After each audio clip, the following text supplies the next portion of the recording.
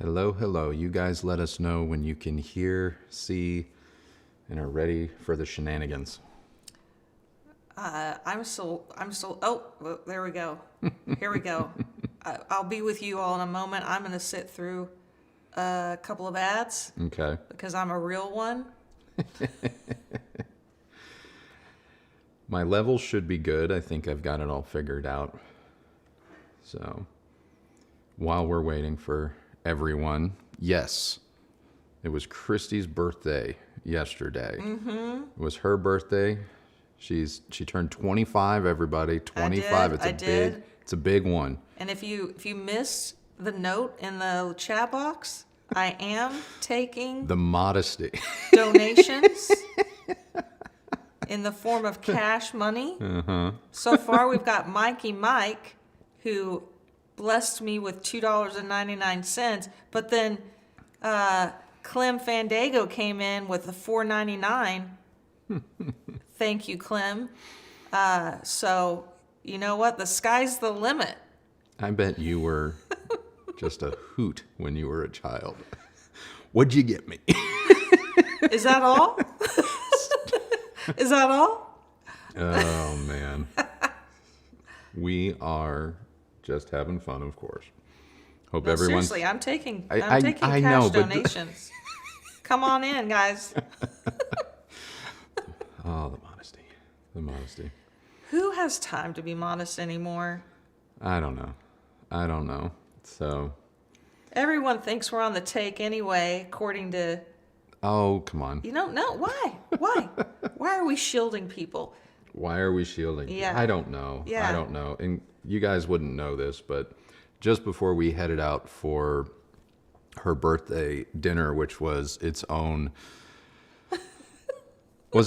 thing that maybe we'll get into, we'll pepper it throughout the stream. Yeah, I got a text message from an old colleague of mine who was attempting to, I guess, forgive the word, but I'm quoting, pimp my services at Capitol Audio Fest, at which point this person texted me yesterday saying, needing to know what the rate was to get on Andrew Robinson's good graces and give some potential brands at Capitol Audio Fest some love. And when I wrote this person back, who we don't speak all that often, when I wrote this person back and I said, hey, we don't charge for reviews, and I don't appreciate that assumption. And he wrote back in all caps, everyone at Capitol Audio Fest knows you're pay to play.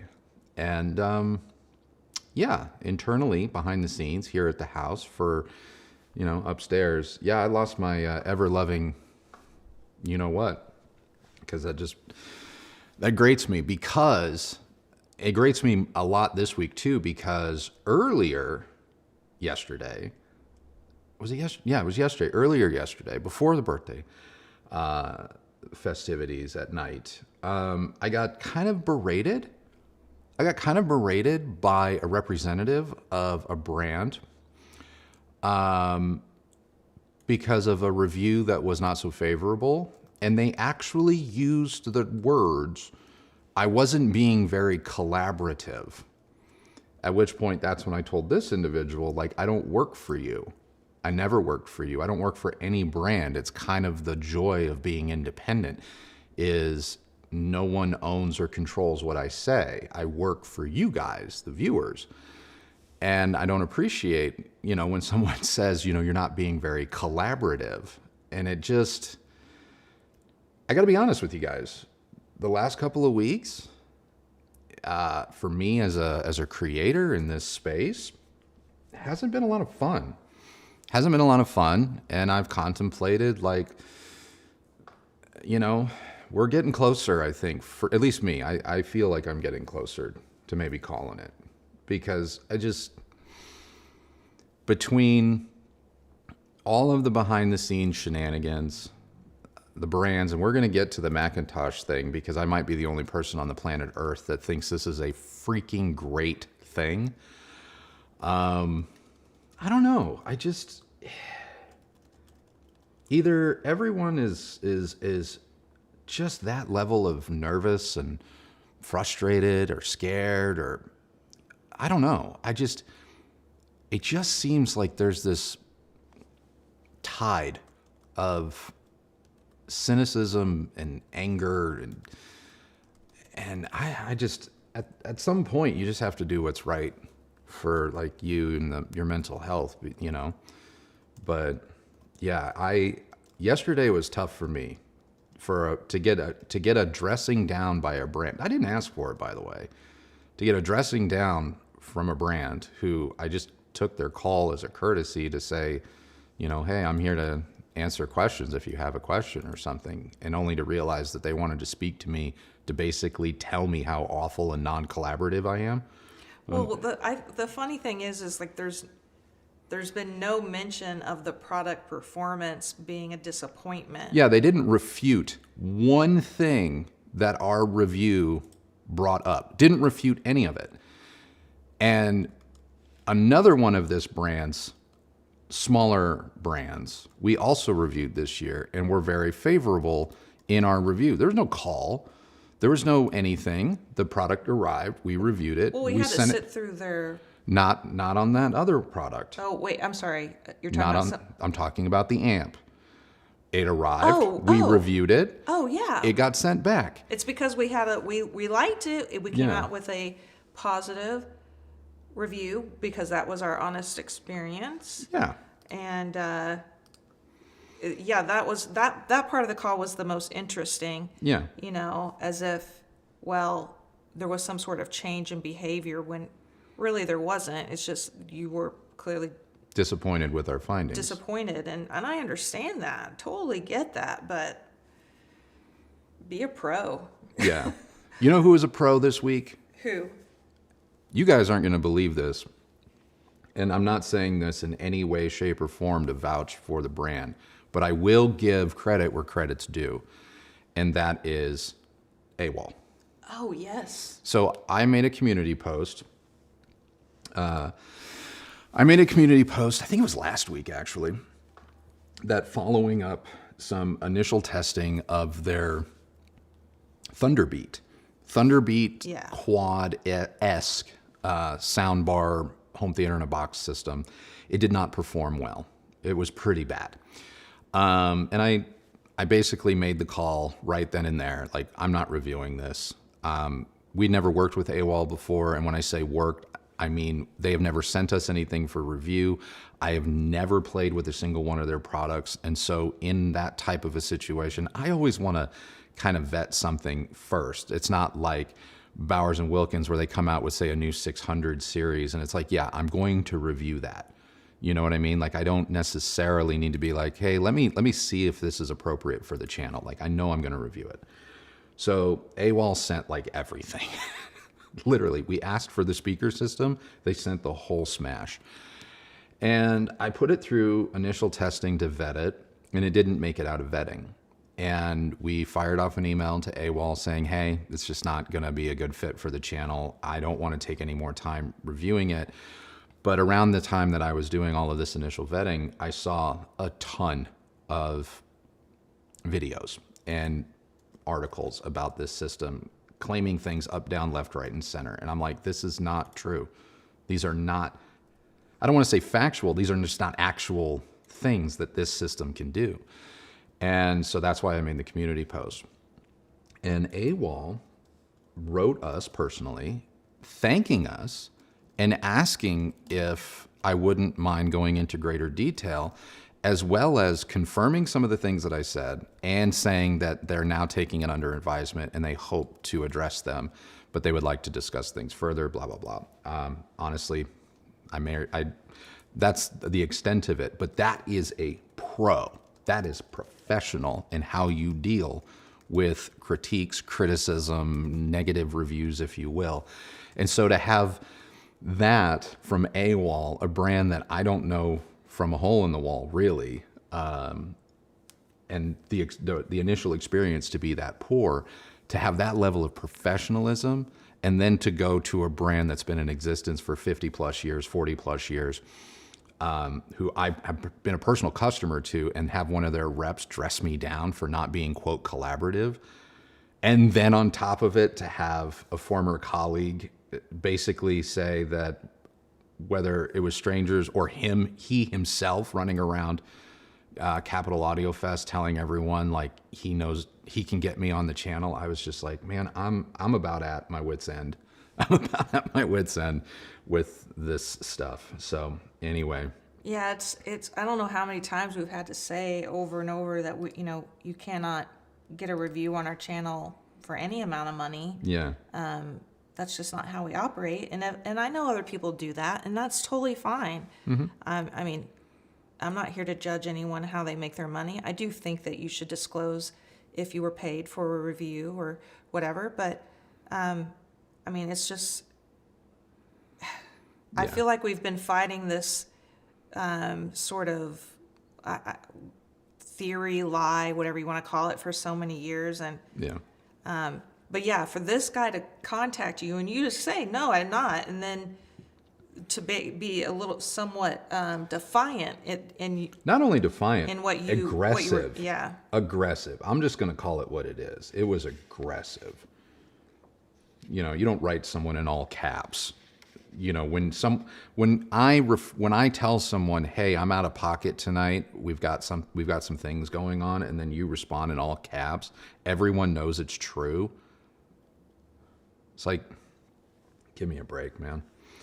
Anyway, so I want to take some of the viewer questions, and guys, you know me. I'm going to stay on the stream. I'm going to answer all of the super chats that we get. But I do want to kick things off because I have fallen down a couple of rabbit holes with this whole Bose McIntosh thing, because I know it's big news anytime there's something, and I know this isn't going to be the first video that covers it, but I think, and not for devil's advocate's sake, I think I have a different take on this. You definitely do. Because I'm in favor of it, but I'm actually in favor of it because I think people are in denial about the state of our hobby. Apologies if I just kicked my mic stand. So let's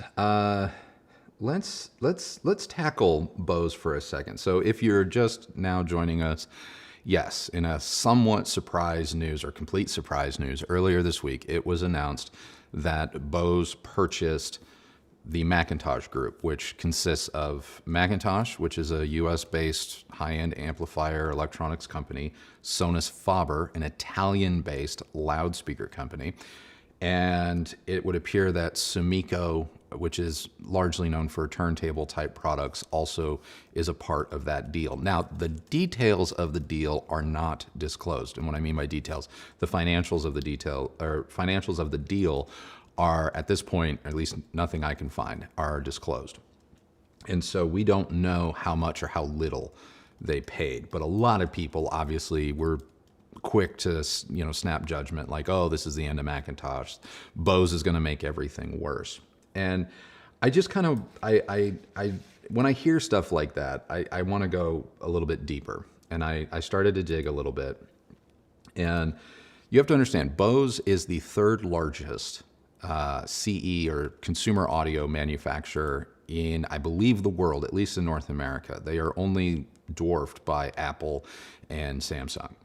They are the third largest at roughly, call it $3+ billion in annual sales. Now, in comparison, McIntosh, according to their financials, at least the financials I was able to find online, falls somewhere between $20 and $40 million a year in sales. So McIntosh is like this big in the grand scheme of things. And I was shocked to find out that Sonus Faber hovers probably around 20 million, maybe a little bit more in annual revenue. These are not big companies. In fact, Sonus Faber only employs roughly about 50 people. I don't know what the employee side of McIntosh is, but these are not big companies. And so I know a lot of people have pontificated, either in the press or in other YouTube videos, saying like, why didn't Bose go after Sound United?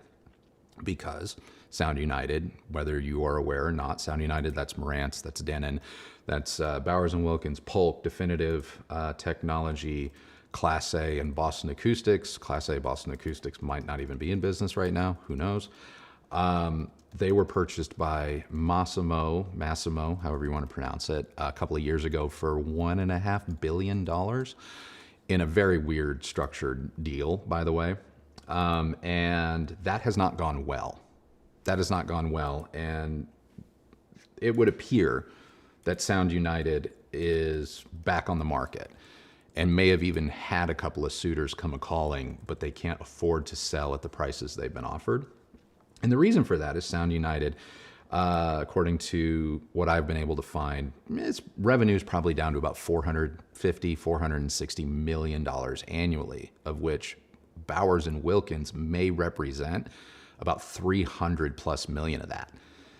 And so honestly, while Bose probably could have afforded to buy Sound United, there's not a lot of upside for them, because really it would appear anyway, based on the financials, that Sound United's diamond that they're holding is Bowers and Wilkins. Well, Bowers and Wilkins is a direct competitor with Bose at this point, because arguably the profit centers of both those brands is car audio, wearables, and portable audio. The three things that probably make Bowers and Wilkins the most money, not to mention Bose. So it'd be kind of a sideways move. You might buy B&W or Sound United maybe to just limit your competition. Whereas with McIntosh and Sonus Faber, they're buying access to a market that I believe Bose has tremendous upside in. And that is luxury. Because you're talking about not competing on volume, which I do believe Bose core competency is volume-based products in terms of sales, but you're dealing in margins. And Bose doesn't necessarily have a margin product, but now they're going to be able to not only benefit from those margins, and those margins are probably going to be the growth center for much of hi-fi for the foreseeable future. They won't be making any sideways moves as a result, and they have now a luxury angle that they could bring to the Bose name, or just a luxury angle and then go after luxury markets that are kind of dominated at the moment by Bang & Olufsen, which is a roughly $400 million to $500 million earning company annually. I don't know what their net worth is. That could be in the billions, but understand, like, B&O is what it is. And it is a market that is, for lack of a better word, kind of thriving in a few key areas. And Bose may want to tap into that. And as a result, we now have Italian craftsmanship. We now have 50 plus year, amplifier pedigree. We have all of these things that are going to bring stature to a brand like Bose, or Bose is going to be able to bring manufacturing capability of wearables, portable electronics, and blend it with the manufacturing stature of someone like a Sonus Faber, and then now all of a sudden maybe you have an A9 competitor. You have certain soundbars competitors. So that's why I think it's actually a really good thing. And I mean, obviously, anything can happen. Anything can happen. They can do what Samsung, in my opinion, has kind of done with Harman and care only about the IP and sort of just let everything else kind of trickle along. If it does well, great. If it doesn't, no sweat. But I think this sale has brought to light, call it the plight, if you will, of a lot of brands. And Sound United has had their struggles behind the scenes with the acquisition by Massimo, and now the CEO may or may not be ousted, and it's back on the block. Premium Audio Group, they're not doing great right now. Vox International, which owns Premium Audio Group, which the anchor, I was about to say anchor being, because I was just watching Deadpool Wolverine, where the anchor brand is Klipsch. They could be down to roughly about 50 million in annual sales. Just, Klipsch. The Vox, I have no idea. But Yeah, I thought it was really, really interesting. And the amount of people that I saw online kind of just regurgitating the same old, all highs, no lows, must be Bose and all that crap. I was just like, it's a failure of imagination. Not to mention that a lot of these opinions, I think, are kind of born out of like experiences people had like 30 or 40 years ago. And they haven't bothered to like go back and be like, hey, maybe it's different now. Because anyone that's saying all highs, no lows must be Bose, I don't think has legitimately spent time with a Bose product in the last decade, let alone the last 5 years. Right. And you were on Threads. And there was a gentleman having a debate on Threads about B&O and Leica, and audiophiles were giving him some grief in his comments about, B&O's not for real audiophiles and all of that. And it's like, guys, it's time to wake up. It is. It's time to wake up and realize that one of the things that market research has kind of shown us is I understand the real audiophile argument. The problem is that the core competency of, quote, real audiophiles that have kept this industry afloat and maybe thriving over the last 30 or 40 years, they're all aging out. And I'm not saying that in a negative or derogatory way. I'm just stating the facts. And as more and more of the people that have been the life's blood of this hobby are reaching a point where they've made their final purchases, they're done. They've got the system they've wanted. And some of them may even have gotten the system they wanted and moved to a more fixed income. The growth potential isn't necessarily there, whether you want it to be or not, whether you can reach that demographic or not. It may not exist anymore. And as a result, the one growth market from that core audience that has kept the hobby alive for as long as it has shifted its focus back to obtaining products that these individuals grew up with, which is why the secondhand vintage market of some pieces, not all of them, of some pieces remains astronomically high. Because in a weird way, while they've summited the peaks of, hi-fi Everest, now really the only thing left to do is to relive how it started. And so we're seeing the secondhand market of key pieces continue to skyrocket, but sales of the core competency pieces are going really nowhere. If nothing else, they're slowly trickling down. And as a result, it's not that headphones are saving the industry, because I know when I say, or when anyone in hi-fi says headphones, they're going Audis or, these huge, no, it's the Beats. Sorry. It's the Beats. AirPods. It's the AirPods. Yeah. It's wearables by Bowers & Wilkins, Bang & Olufsen. The stuff that is as much a statement, much like a wristwatch or the clothes you wear. It's as much a statement as the quality itself. And so I just think the audience, especially those who have been around hi-fi for a really long time, when you start looking down on people that invest in a brand's wearables, for example, that could eventually alienate them from going elsewhere in a product line, and making it harder and harder for a brand to continue to devote R&D to what you deem real audiophile products. Yeah. So I just think you might want to be cautious of that, the next time you're on a forum somewhere, or you're talking to your kid or your grandkid or something, and they're telling you about this new,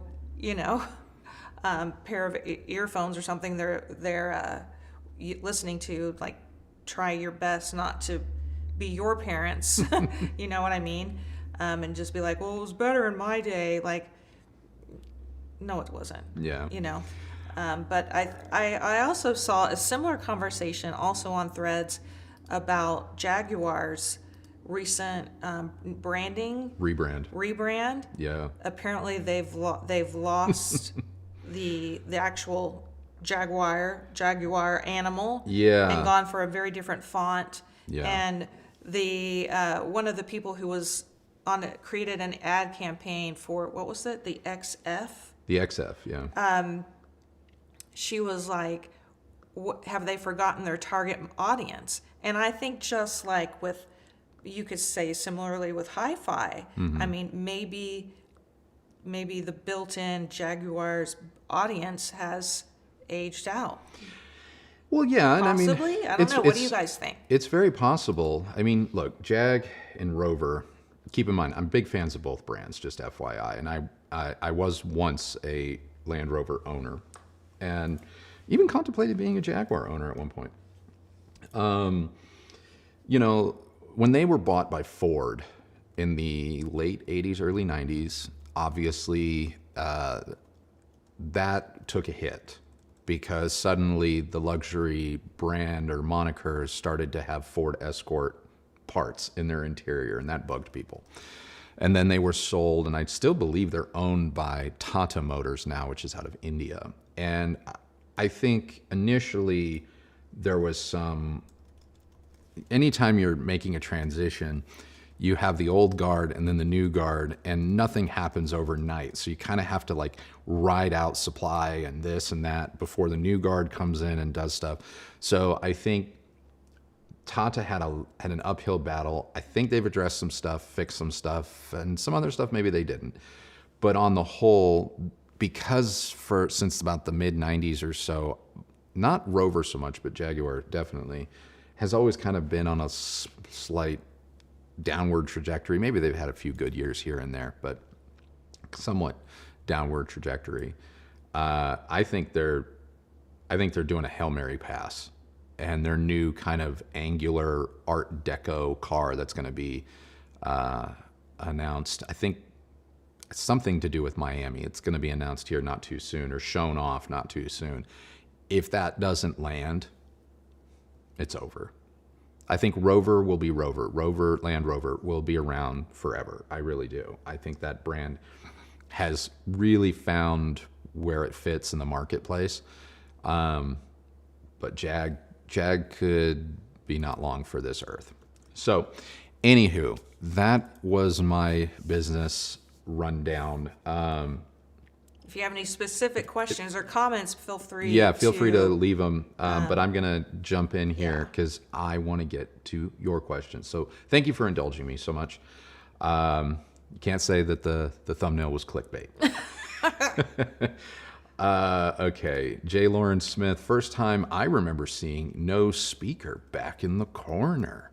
There is one. There is one. You just see the little corner of it right there. Dun, dun, dun. And it's proving to be very good. Very, very good. So, yeah. Everyone that's saying happy birthday, really super appreciative. Kristi can see those too, so she's seeing them. Thank you, she's saying thank you. I'm gonna get to some questions because you never know, I could end up rambling and this could be a long one. All right, Telemark. I'd like to replace my Q150 rears for my 5.1 home theater with in-wall or in-ceiling speakers to decrease clutter in my multi-use room. Recommendations. To the best of my knowledge, I don't believe Q Acoustics makes architectural or in-wall or in-ceiling speakers, because my first reaction would be, you're familiar with the brand, you're familiar with their sound, let's just get their in-walls. But I don't think they make in-walls. So we obviously have used some Klipsch in-ceiling speakers since we moved into this house. I am on the market looking for something a little bit different. I haven't made up my mind yet, but some of the brands that have caught my eye have been sound like a broken record. I really like Bang & Olufsen's passive in-wall or in-ceiling speakers. I think they're really good. Focal's in-ceiling speakers also have proven to be very good. I actually spec'd Focal in-wall and in-ceiling speakers in my parents' new house. And I took a leap of faith, tried them sight unseen, and they're phenomenal. I might go back to B&W in-wall, in-ceiling speakers. I used to have them in the past in some of my older theaters, and I loved them. They were fabulous. So those would be my 3 picks at the moment, but that's just based on my own research and kind of what I'm also considering. And it's not that there's anything necessarily wrong with the Klipsch, by the way. You'll save a ton of money getting something like this. But I want to try a closed back. The Klipsch that we have are open back. I want to go back to a closed back design, and I'm actually going to leave, whenever I do this, probably in early 2025, I'm actually going to leave some of the Klipsch in the ceiling and replace only 2 or 3 with the closed back, and I'm going to do some A/B to see, because that's an experiment in all my years of doing this. I've never actually been able to do, so I'm kind of looking forward to that. Let's see. Constantinos, great to catch you live and show my support. Thank you. Keep up the honest reviews. Thoughts on audio calibration services? Would you consider such a career path? Audio calibration or like audio consulting? Audio calibration, I don't believe that I would consider that a career path. Nothing against the handful of people that do that. It's just not where my passion lies.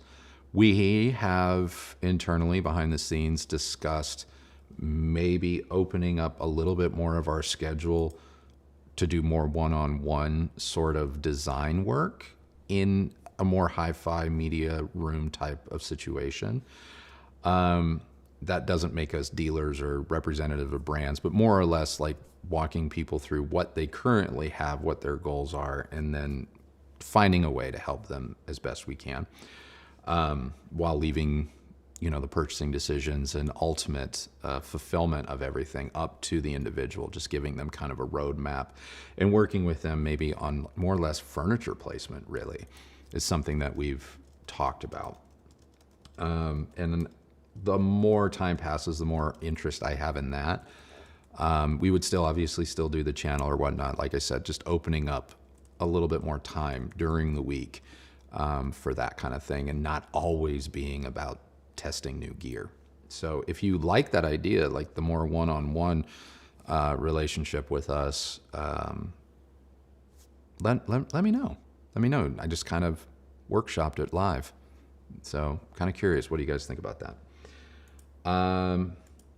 Mike V, did you guys see Bose 901 collab? I did. I did see some photos. Now that's a super, super limited run. So while I am super interested and would welcome the opportunity to review that product, I'm not entirely convinced review units will be going out. That line, that special edition may be a lot like B&O's turntable, where they were sold the day of announcement. Like I think they made 100 pieces and they were all sold before they even made one.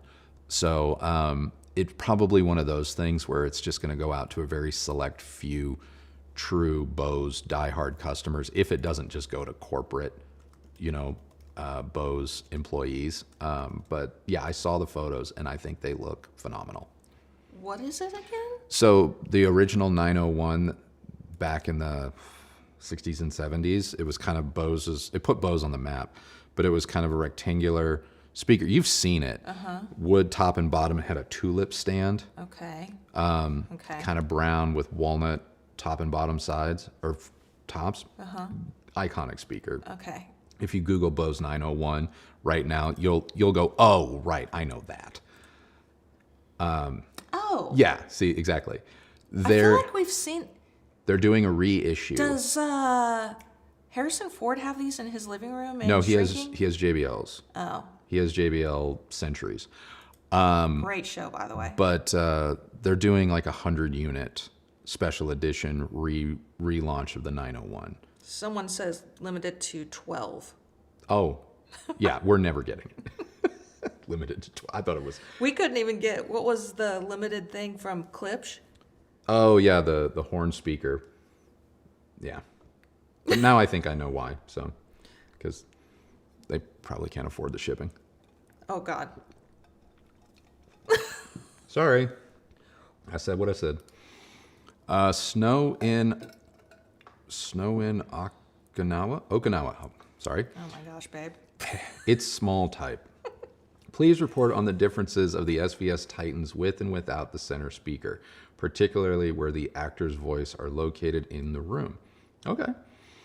For me, when we have the Titans running as a phantom center, the voice stems from the center of our screen. It does. Now, I understand that the vertical dispersion of the Titans or any kind of curved, time-aligned design like that can be limited or can fluctuate. And so people with stadium seating or people that either sit too low or sit too high, they may have a slightly different experience. But for us, vocals are dead center, with or without toe-in. It really is an exceptional speaker. I find that while the center channel definitely plays nicer when we're doing the full Dolby Atmos or Dolby anything kind of surround, because that stem, that mix goes right to the center instead of getting split. And so there's a lot more immediate, like, oh, it's right there. I actually find the sound of the Phantom Center to be a little bit more natural than when using a true dedicated center speaker. And I also find that when we have the Titans running as a Phantom Center, the vocals can really be a little bit right or a little bit left or dead center, but at the perfect center height. Whereas with our center speaker, which is an SVS, matching SVS center speaker, obviously we can't get that dead center of screen. It has to sit below. And so while it does a great job with vertical dispersion because the front baffle of that center speaker is slightly inclined upward, it does a phenomenal job. I do feel like the Titans do just a little bit better with the placement. So that's how I feel about it. I really do. I think both speakers are great. And if I had a dedicated Titan theater running all of the time and I didn't have to worry about changing anything out, I would leave the center engaged. I really would. But if my space or my setup doesn't always allow for it, I'm totally fine running the Titans as a phantom center for home theater duty, and it works really, really well. Alrighty. J. Lauren Smith, Chesky's article discussing streaming versus downloaded music sound quality. Thoughts? Any more music-focused videos coming? Rewatching the $5 fines. Love those. I did not see the Chesky article. I apologize. J. Lauren, you're free to ask another question. Any more music-focused videos coming? There's going to be some different focuses coming. Definitely in the start of 2025. We're booked out for the rest of the year. So even if I wanted to pivot a little bit, I can't. We're so far into, just getting through December. But yes, starting January, February of next year, we'll be pivoting to a lot of, they'll be related, but kind of along your question. Some of it may have to do with things that aren't always gear related. As for $5 fines, are those coming back? Not at this time. Not at this time.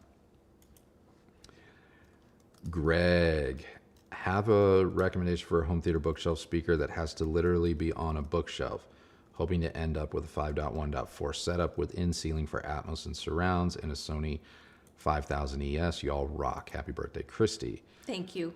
I really believe, I don't know your budget, so I'm going to go kind of high, medium, and low, or low, medium, and high. On the lower side, the ELAC Debut 3.0 bookshelves do work pretty darn well near boundaries.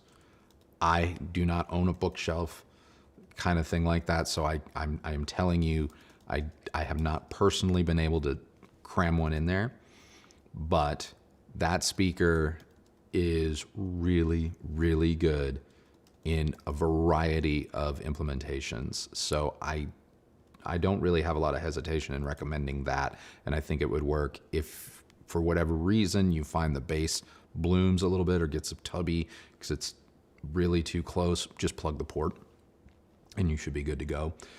On the medium side, so we're talking $300-400 a pair, whatever they are. On the medium side, stepping you up to around $1,000 to $1,200 a pair, I still really like Sonus Faber Lumina 2s. They're down slight or downward, somewhat front ported. They will more than likely work for you as well. I think they're phenomenal. Respond very well to EQ, like a 5000 ES, or if you have an AVR with Dirac. Another favorite. Let's see. On the higher end, and when I say higher end, I'm jumping you up $3-4 grand a pair. So that if I apologize, you didn't state your budget. I'm enjoying my time quite a bit with Radiant Acoustics. Now, that's not my full review, but I kind of think this speaker is interesting and might be a true high-end alternative for not a crazy amount of money. I know $3-4 grand is a lot, but we could be talking about Focal Utopias here at 20 grand for bookshelves. So those are kind of where my mind's at the moment. Other options, Q Acoustics is always solid. Their new 50 line. Q Acoustics is solid. It's too bad the Arundel 1961 series is no more, because that would be another one that I know would work really, really well in a bookcase or bookshelf wall mount situation. Another one, now I haven't heard this one, but it is intriguing, and it is designed for on-wall wall mount or, close quarters. And it's Ascendo or Ascend Acoustics. I might try and get them on the channel in Q1 next year. They're a custom install brand, sort of. Their speakers are not the prettiest, but they're very intriguing. Point source, coaxial type speakers, think KEF, but not as expensive. They make a couple of 6-inch two-ways that would probably work for you as well. So, but again, I haven't heard them. Let's see. Clem is back. Andrew Kristi, always enjoy your lives. Thank you. Andrew, I've heard you reference the isoacoustic feet in many videos. Do you use them on your Titans? Do their things work? Thank you for your time. I love the isoacoustic feet, but not for the reasons I can guarantee you people who also love them or isoacoustics themselves would really wish that I would talk about them. I do not use them on my Titans because my Titans have rubber feet, and that is why I use the isoacoustic feet. Our floors are finished. I won't say polished. They have a coating. They're a finished concrete, and it's super, super delicate, and it's also white. And yeah, it's awful. I mean, it's awful. It's a really hard floor to live with. It looks great in photos, but it's a really hard floor to live with. And I use the isoacoustic feet to save our floors because I can't use spikes, because it's not that spikes are going to damage concrete. It's that the coating on top of our concrete is it's like a candy shell almost, that spikes go right through it. And then when spikes go through it, it creates spider cracks everywhere. So I use isoacoustic feet because their rubber suction cup-like bottom completely saves our floor. Now, I have run measurements on multiple speakers before and after putting the feet on, and at a listening position, I'm not saying that there is a demonstrable night and day change. I'm not confident that you put a blindfold on me, I would even be able to tell you I was listening to a speaker with or without the isoacoustic feet on. But they are the best aftermarket feet. Universal aftermarket feet, because it really doesn't matter what we're reviewing. They fit every tower speaker. The best universal aftermarket feet that I have ever seen that I can recommend if you have delicate floors, be it concrete or wood or. And because they're slightly suction cuppy on the bottom, they're great for stability. They actually, you kind of have to push or pull to uncouple them from from a hard surface. So that's why I recommend them, not because I've put them on speakers and just been like, it was like I bought a different speaker, because it's not. All right. Oh, did I lose my place? Did I lose my place? Guys, what is going on here? YouTube is acting really strange. It's crashed 2 or 3 times for me, and a lot of people are talking about having issues with the stream being a bit choppy and chat loading pretty slowly. So it could be. I apologize for that. YouTube was buggy for me yesterday, so I don't know. I'm back. Hopefully, I'm still live. Yeah, you're still live. Okay. Jay, considering the Arundel 1528 LCR to be powered by Buckeye Hypex and C500 4 ohms 700 watts per channel and surround slims 1723 heights for a 5.1.2 with a Cinema 5040, does it make sense to buy the Cinema series for surround in direct? Sure, just know you're going to pay extra for it.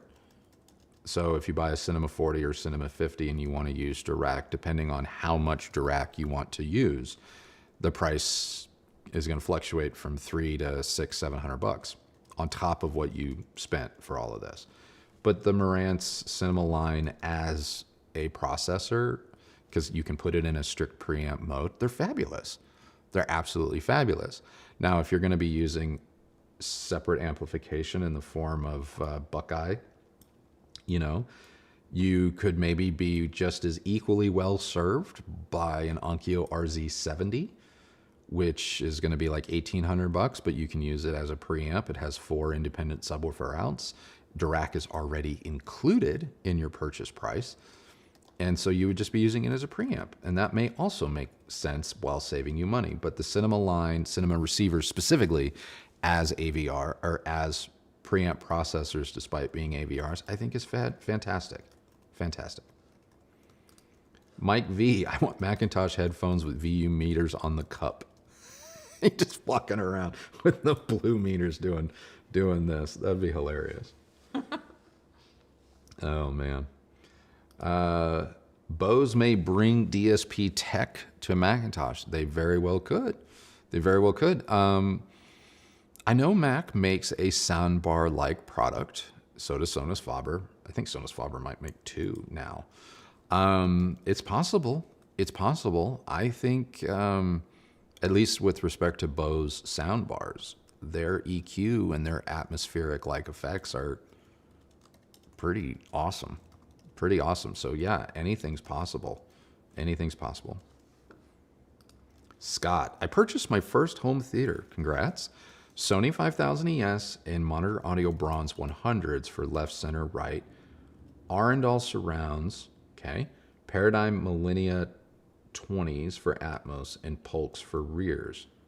What sub would you pair for this system? I'll keep it at 100. Right now, the sub line of products that's impressing me most, especially if, I don't want to say you're trying to save money, but you can either go crazy or you can get crazy good for not crazy money.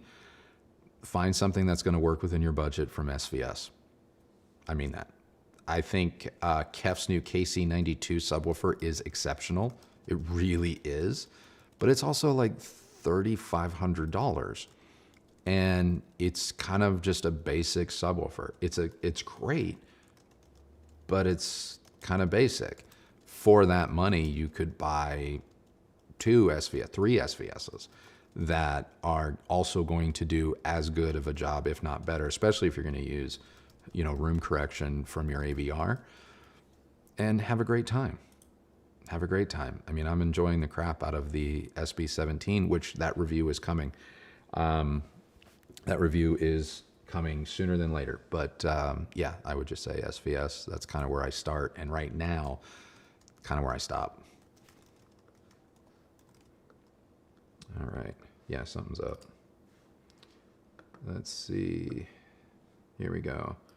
Thank you. New to this. If you meant to attach a question to that, please let me know. Otherwise, just thank you so much. Mr. Martini, you've mentioned keeping your DVD collection on a Zydu. I need a method to rip the discs to work around copyrights, a problem I incur with Handbrake. Unfortunately, Mr. Martini, I cannot help you with that for the absolute reason you have stated. Copying movies onto hard drives is kind of in a gray area. And have I done it? Yes, obviously. But I also keep the physical discs. But I'm not gonna show someone or teach someone how to circumvent things. The internet can often provide answers. So can it be done? Absolutely. But I'm not gonna be the guy that teaches it to you. So sorry. Sonder, I really hope your spat wasn't with JBL with the Stage 2 because I feel like you need to experience the 3800s.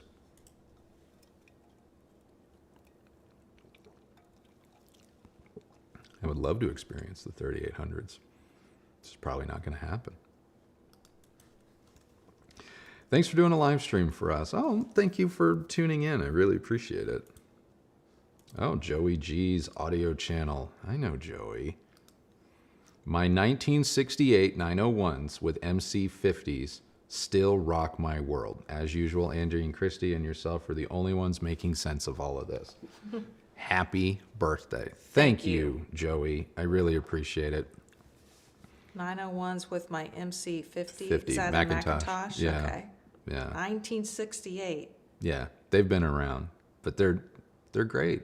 And what's hilarious to me, just a little side tangent, for those of you that like side tangents, the amount of, quote, audiophiles that probably got their start as young people in front of speakers like the 901 or some of these JBL speakers from back in the day that now it is so fashionable to tear to pieces. Right. You know, it's like, talk about, you know, how people always like to tell you, like, remember where you came from, and how that's like such an admirable quality as a human being to have. Yet among audiophiles, it's like I will admit, like I think my first pair of real speakers that I owned that were mine were JBL G400s. They're not great, or they weren't. I mean, for me at the time, 12, 13 years old when I bought them, they were phenomenal. Best thing I've ever heard in my life. I had zero to compare it to, but best thing ever. And boy, the day rock. They had a 10-inch woofer in them, and they just kick like a mule. And you have subtlety. I didn't know anything about subtlety. You know, I was just like, whatever I'm listening, REM kicks ass on this. You know, I burned a hole in that REM green tape, man, on JBL G400s. You know, and so it was great. I mean, I had like a little stupid boom box or something Yeah. in my bedroom, and then like an Iowa, Yeah. you know, disc changer, whatever, with the speakers that separated. Yep. That was, I guess, my first experience with true stereo. Well, yeah, imaging. I had a tape deck little. But I'm pretty sure I just kept them. It was mono all day, baby. Yeah. But like, I would never be the guy that's like sitting here 30, 40 years later being like, oh, JBL, you know, just big and loud. It's like, no. Oh no, they call it junk, but Junk loud. but loud, you know? And Yeah. it's just like, oh, I come disagree. on. I think JBL makes great I products. think JBL makes amazing products and arguably has made amazing products, more amazing products over their history than they've made, you know, strikeouts. So yeah, and the Bose thing, oh my God, like, give it a break. Like, what is the value to people, audiophiles especially? Like, what is the value of hanging on to BS like, oh, highs, no lows, it must be Bose? Like, what do you gain from that? What is the point? Like, if you don't want to patronize Bose with your business, then just don't patronize it. But this constant, like, you should have seen him in 1990. It's not 1991. It hasn't been 1991 for a billion years. I know, don't remind me. You know, it's like, why is anyone living in the modern era and judging modern products based on an experience they had 40 years ago? I do not get it. And yet, at least with this facet of our hobby, it is like, oh man, it's like fine wine. It only gets better with age. You know, I could tell you a time back in 1984 where Pioneer lost my vote. And you're like, okay. I don't know what to do with that.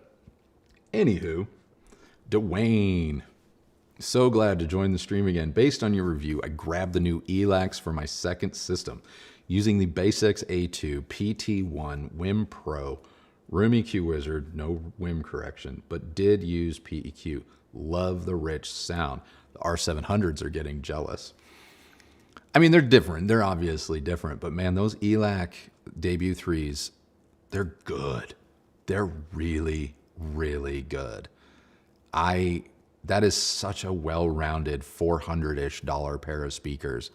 That is a sign of what's possible when everything comes together at, you know, an obtainable price. Like that is probably right now like one of the most perfect get people hooked on the hobby, but don't be surprised if they're one and done with that.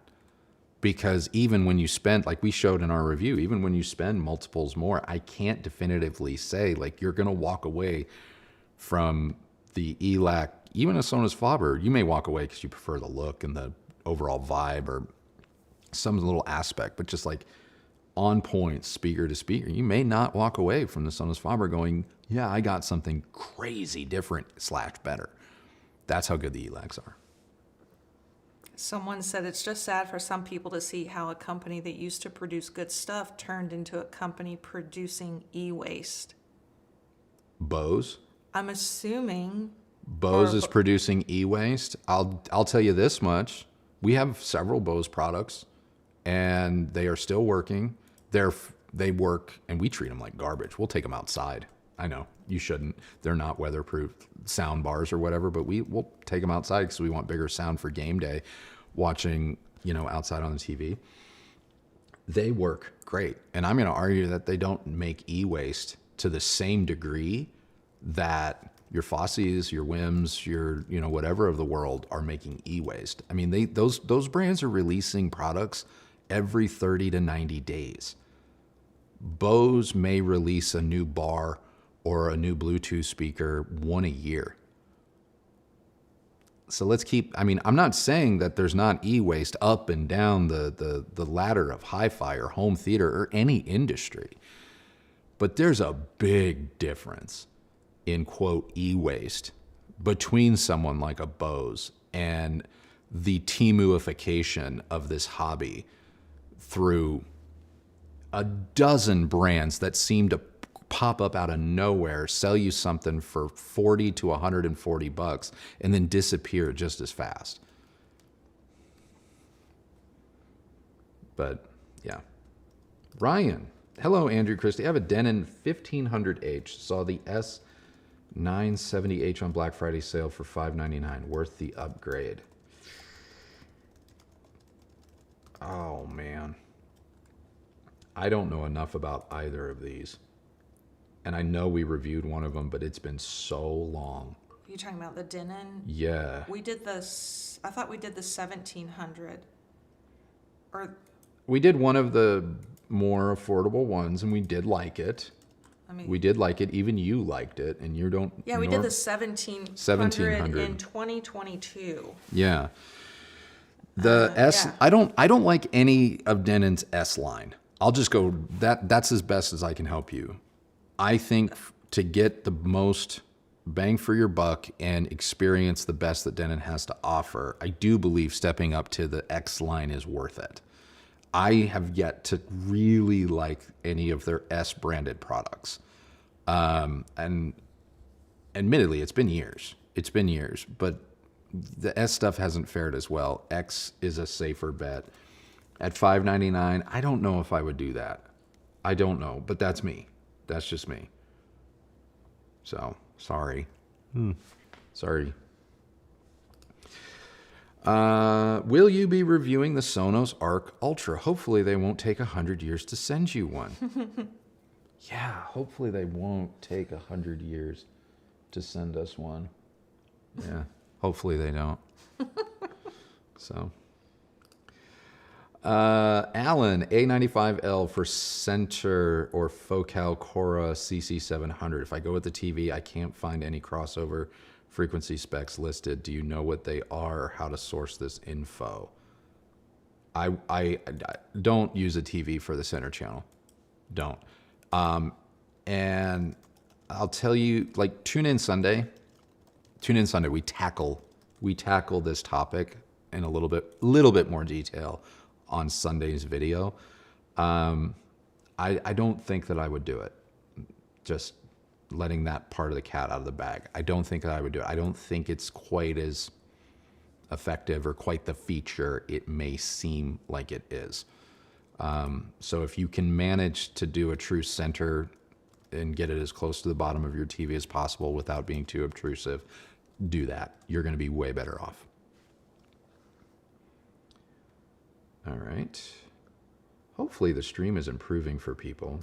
Or are people still notating? I think it's gotten a little, Okay. well, the chat has gotten a little better. The chat's better on my end now, so I am getting some... No, you're choppy. Yeah, I'm getting some yellow, green notices here. Something's happening. I've dropped a couple of frames.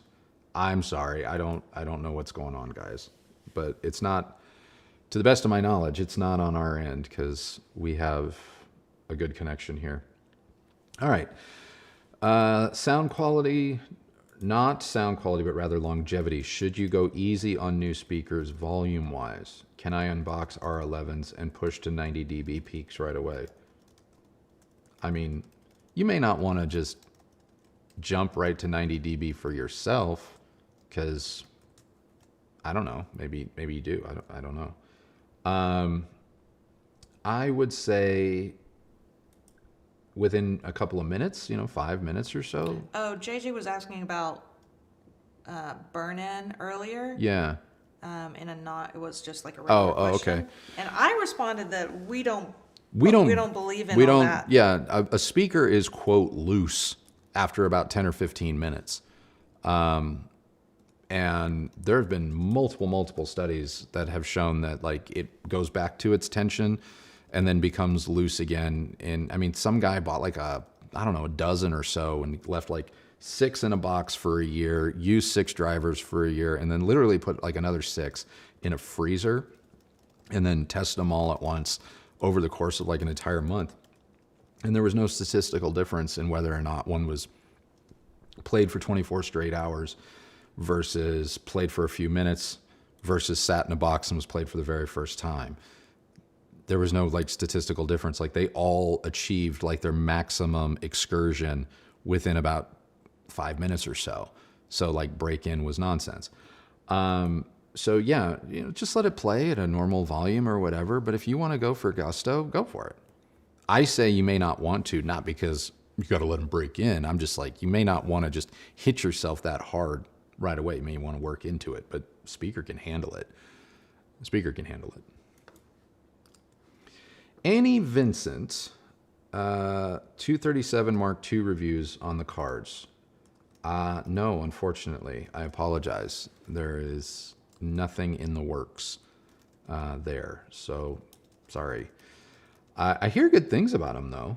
I do. When will you be reviewing the Denon A10H? Great question. A10H. We did the A1H. Which one's the A10? It's the newer-ish one. I requested it. It hasn't shown up. Yeah, I requested it, but nothing has happened. I'm more excited to get to hear the new Marantz Bang & Olufsen lookalikes. Yeah, those have also been requested. So I'm not entirely sure when those are arriving, hopefully sometime soon. But yeah, let me pull up here. Denon. Let me make sure I'm thinking of the same thing. Yeah, the A10 receiver looks like, what's the last Marantz we just did? It looks like the Denon version of the last Marantz we just did. So we're talking about a $4,700 13 channel Denon. I know I've requested it, but I have not gotten any word on when or if it is coming. So, but at this point, if it were to arrive, I will say it's going to be next year. It's going to be in 2025. Hey guys, just for the record, if you are noticing any glitchiness, it has to be on the YouTube side. I'm just running a speed test here, and we're at over 200 plus megabits per second connection speed. And I just crashed again. And our upload speed is pushing 50 megabits per second. So it's got to be on the YouTube side. So, sorry. Okay, here we go. Back to the question. Marty, no question, just really enjoy the channel. Thank you so much, Marty. We appreciate you watching us. Masamune, what's your preferred way to listen to Apple Music lossless? Currently using an older Apple TV via HDMI ARC, but would prefer not needing my TV to be on all the time, and I don't want to get an Ever Solo. I mean, obviously we use Apple TV for Apple Music, and we set it in the settings to its highest quality for that. Outside of that, I mean, I use AirPlay sometimes from my desktop machine and set that as high as it will go. I don't have Apple connected just yet on the new Sonos gear. And yeah, Ever Solo, don't want to get an Ever Solo. And I don't blame you, but yeah. It's kind of the best. That's how we use it.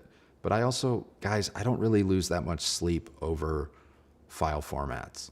And am I or am I not getting DSD and lossless, lossy, stuff like that. I'm just not that guy. And I know that I have to turn in my hi-fi card a little bit for that.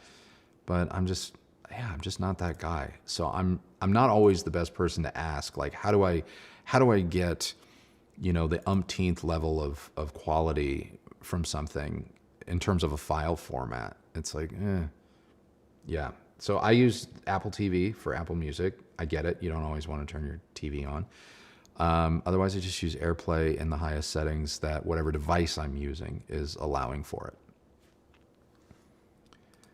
I am Natus. Thank you. Appreciate that. Eric, got a Macintosh MA352, and I'm looking for added streamer DAC, as not so happy with my Hios-based Denon. Any recommendations? Streamer DAC. Well, if you don't need analog capability, you can kind of keep things more or less in the digital realm. Cambridge Audio's new EXN 100 is awesome.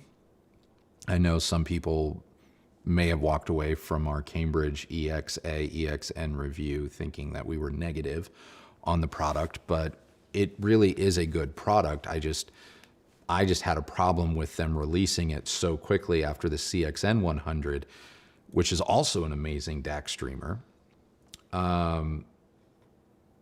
when they could have just released the one product. Talk about, not contributing to e-waste. But I really did like the EXN 100 DAC streamer. I think it was phenomenal. So, and it paired really well with the Macintosh, or our Macintosh anyway, the MC312. So that's why I have no problems recommending that. Way easier to use than an Ever Solo.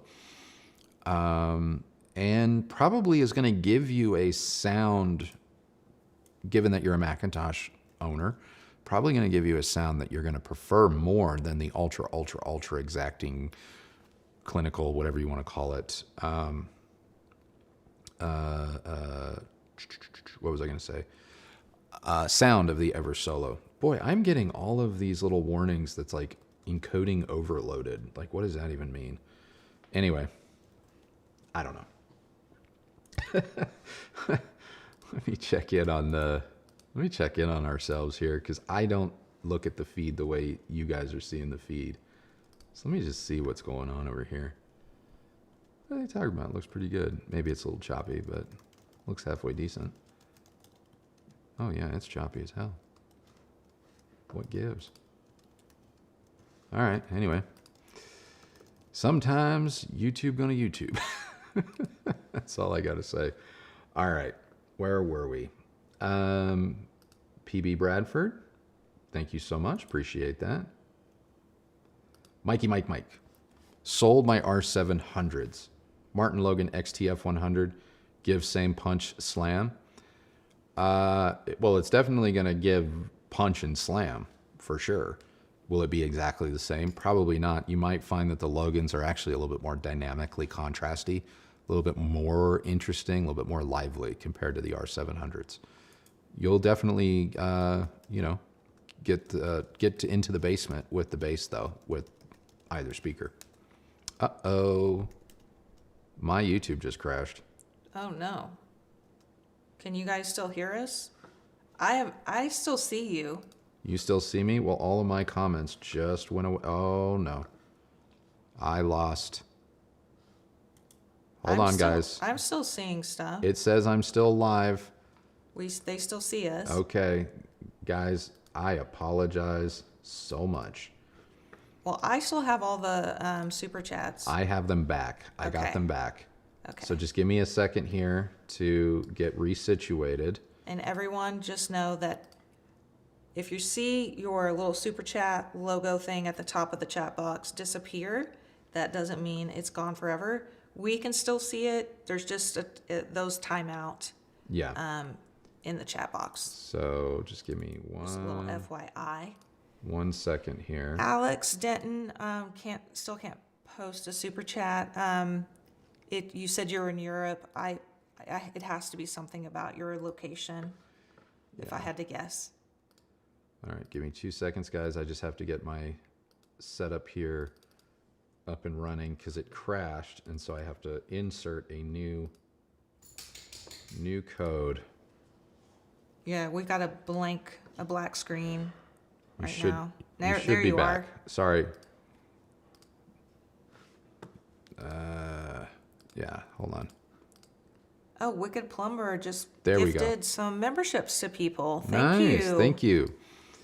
Okay, I think we should be back. I do not know what just happened. Anyway, Triple Lex, is Arundel 1528 Tower review coming soon? Based on other reviews so far, it looks to be the only speaker below 10K that can best the big boys. I have no idea if it's going to happen. We have requested it. I've sent multiple messages to Arundel. They haven't even replied to anything that we've requested, asked. It's not just that what we've requested. You've started That's what I mean. tagging them in the Instagram. I've DM'd them on Instagram. They haven't replied. No, what I'm talking about is we get so many questions about Arundel on the AMAs. On the Instagram AMAs. No, I know. And I'm just saying that they have not replied to any of our communication attempts. So I have zero update for the 1528. I don't know what they're doing with that speaker. As far as other reviews, with the exception of Nemo Propaganda's video on the three-way bookshelf, I don't know if they've really ventured outside of spaces or individuals that aren't also representatives of the brand.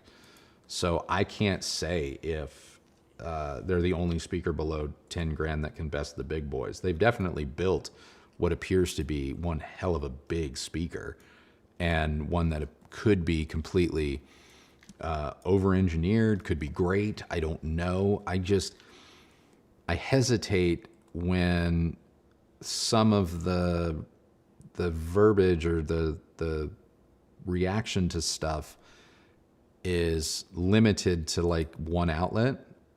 And I also would hesitate to say that it kind of feels like Arundel and in like Perlisten, like they're all sort of like the it brand or an it brand for like 6 months, 8 months. and then we just sort of flip-flop, and it's all sort of based on a handful of opinions.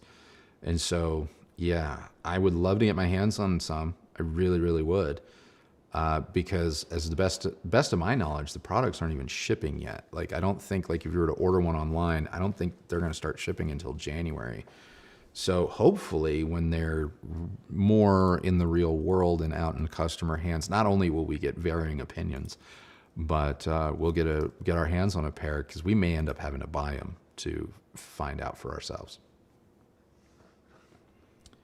That was Triple X. Lisa B, it's always great being here, but I must run. Happy birthday, Kristi. Thank you, Lisa. Thank you. Rob, any experience or thoughts on the design-friendly speaker brand Devone, especially Devone Ray? Appreciate you guys. Yes, we were actually one of the very first channels to ever do a Devone review, and it was one of the first videos we ever made. And that was back when Devone, in the United States, to the best of my knowledge, this was 4 years ago now, was distributed by a small company. I don't know if they still distribute. I think Devone might be under different stewardship now. But we had the little bookshelves on their own custom stands, and I thought that they were great. They're very solid speakers. They're not going to blow. I mean, visually they might blow people away because they're different, but sonically very even keel. Just a very listenable, just even keel speaker, and I loved that about them. But since then, I haven't heard boo, but I keep seeing them on like Instagram, and I'm like, man, that's a pretty speaker, but I have no idea what their North American distribution is like nowadays. I think we were dealing with them in France, or people directly in France. Devone, no, you're thinking of different. No. Devone was literally like the third review we ever did back in Austin. The tulip. Who am I thinking of? I think you're thinking of soundbar people. DVLA. Oh, yes. Sorry about that. Oh, yeah. Very, very, very, very, very nice people to deal with. Very gracious in getting us not one but two of their bars, because they were worried maybe our initial opinions were based on a damaged product. So huge props to DVLA, but we've had zero contact with them since reviewing their soundbar and not being too pleased with it. So, it happens. Yes, the Wicked Plumber gifted 10 memberships. Thank you so much. Julian, currently using a pair of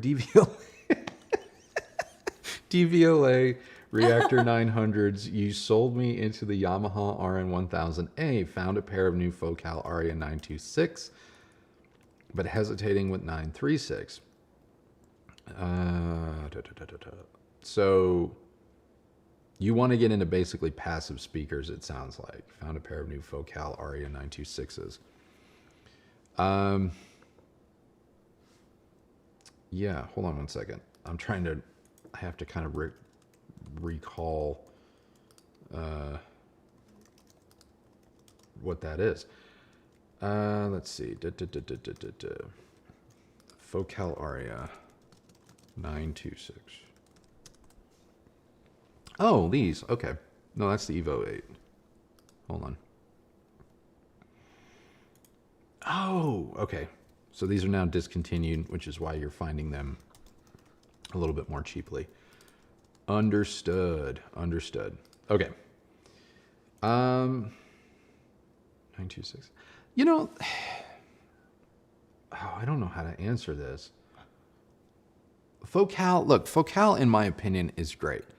I really, as a brand, more often than not, I really do like and appreciate their products, but not every product they've ever made has risen to the next best kind of status of what they've made before. The Aria was incredibly good. Like, I can't fault it, but I kind of feel like because we were coming off of their Utopia line, like the Utopia line was such a, like, kind of, I don't want to say life-changing, but it was such a wow kind of a loudspeaker that I think anything was going to seem a little bit of a step back or disappointment. And so we chased Utopia with the Aria K2, which is as close of a facsimile as I have for your 926 here. It's a fine speaker, but I'm not the best person maybe to say yes or no on it, because I admit my experience, while accurate in what I told you in terms of my experience and what you can expect, maybe I didn't have all of the enthusiasm it warranted or should have had, because it is a good speaker, or maybe not, or maybe I did it just right. I don't know. It was a long time ago. But if you can demo them and decide which one is right for you, please do that. But on the whole, Focal as a brand, I think is excellent. I really do. Alrighty. Let's see, Rob, live actor. Okay. Wishbone just received new BLab speakers that come with power cords that have ferrite. Hold on, your thing got cut off. That have ferrite bead on them. I need to replace the cable with something longer. How important is the ferrite on power cables? I think you're fine. I buy aftermarket figure 8 style power cords for my Bang & Olufsen products all the time. And I gotta say, none of my aftermarket cords have had that on there. So I think you're fine. I literally, BioLab 8s, they have cords, but they're not long enough, especially if you use the stands. If you use the tabletop or a wall mount, they're probably just fine, but they're not long enough for the stands. And so I went on Amazon and just spec'd out 12-foot long figure 8 power cords. They weren't great. They weren't great. And I did the same thing for my 4000s. I've done the same thing with my older BioLab 6000s. Pretty much every Bang & Olufsen speaker I've ever owned, actually, I've always used an aftermarket Amazon power cord. So, yeah. Without knowing much details, you seem to be having a local issue on the computer running the streaming. Remember any recent software update that might have messed things up? It's possible. My Mac was updated to... Mine hasn't been, though, and I'm having issues. Okay. And plus, there's too many other people having issues on their end. I just think it's a YouTube-specific problem. Yeah, because YouTube literally crashed in the middle of this. Which it's never done. Which it's never done on our end. It's done it for me watching. But I've never lost it like I just lost it. So I'm going to say, yeah, it might be a couple of things coming together. But according to a speed test that I just ran, our internet is not the issue.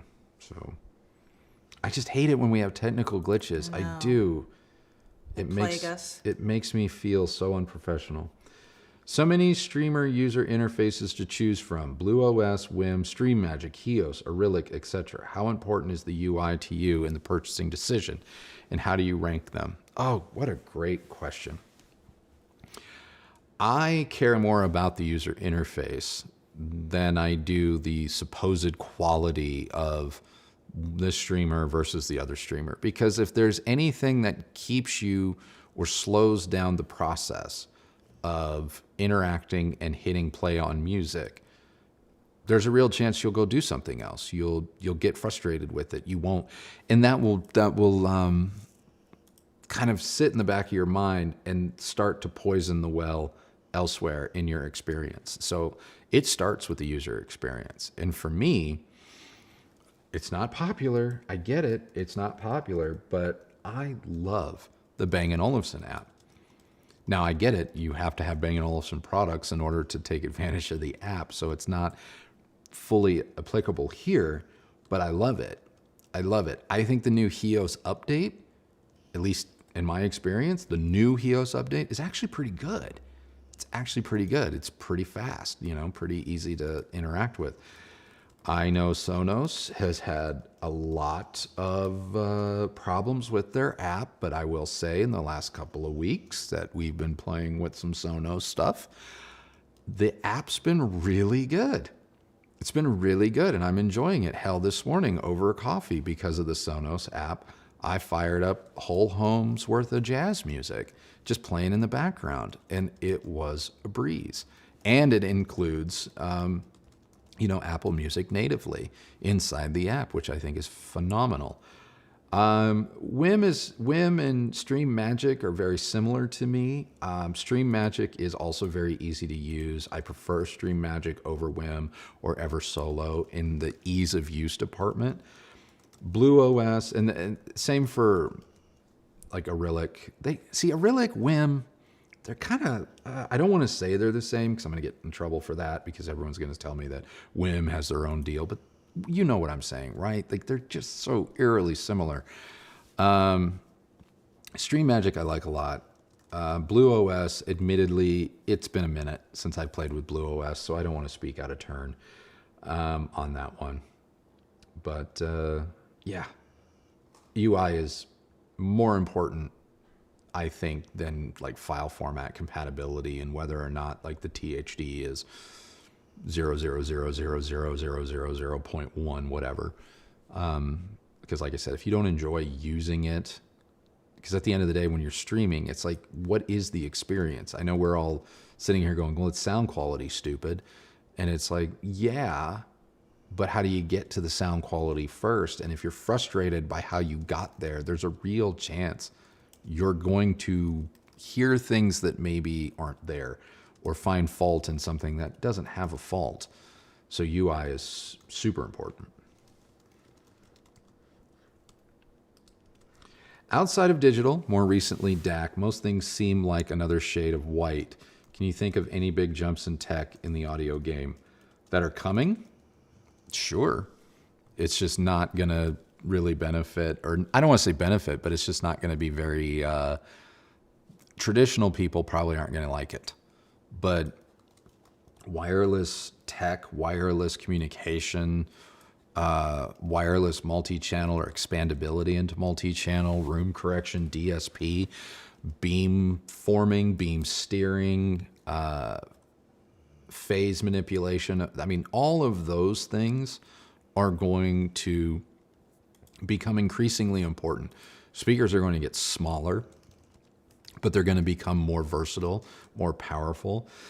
Sonos is using some new types of bass drivers that are amazing, to be perfectly blunt. They're amazing. They're bass drivers with smaller than like an iPhone, with the thickness of about an iPhone, that can do 40 hertz and lower type excursion at real volumes and a very pleasing sound to go with it. Those types of things are the real advancements. Coming out with yet another DAC that, can play certain file, like some unknown file format, or separating the channels with even greater isolation. It's like you said, it's just another shade of gray. And not to say that those things aren't important, and I'm not putting that stuff down. The leaps and bounds that you're going to see in this hobby likely aren't going to necessarily initially come from the hobby. It's going to, like car audio advanced amplifier design, probably more than amplifiers in the hi-fi space. Sound bars are going to advance driver technology and DSP more so than a home theater processor. You know what I mean? So it's stuff like that. Like the trickle down at this point is coming from more lifestyle products that are finally finding their way. I mean, what's hilarious is like, so many people are gaga over name your whim product in the streamer and whatnot, when in reality, it's a box that has taken cues from Apple TV, Mac Mini, and the streaming capability of Sonos from a decade ago and just put the two together. It's not necessarily a revolutionary product. It's just someone came along and realized there was a market for three of these other lifestyle things to go into one box. And then they were just smart to market it as a hi-fi solution, when in reality, it's just kind of borrowed from stuff that really has existed for a while. So yeah, big jumps in tech in the audio game are going to come from not where you think, or maybe where you do think. If you're like me, I always look to sound bars and stuff like that, wearables. Even though I don't do headphones myself, I just look to that and I go, okay, that's coming. That's going to happen soon. Let's see. There we are. New audiophile and recently won a pair of Klipsch Chorus 1s at an estate sale. Curious if you have any experience with these in an amp pairing. I don't have any direct experience with the Klipsch Chorus 1s. What a nice score, though. What a nice little vintage get. You can power those things with very little. So if you're open to the idea, I think you might really enjoy them on some vintage tube amps. Since you're willing to. What is the Chorus?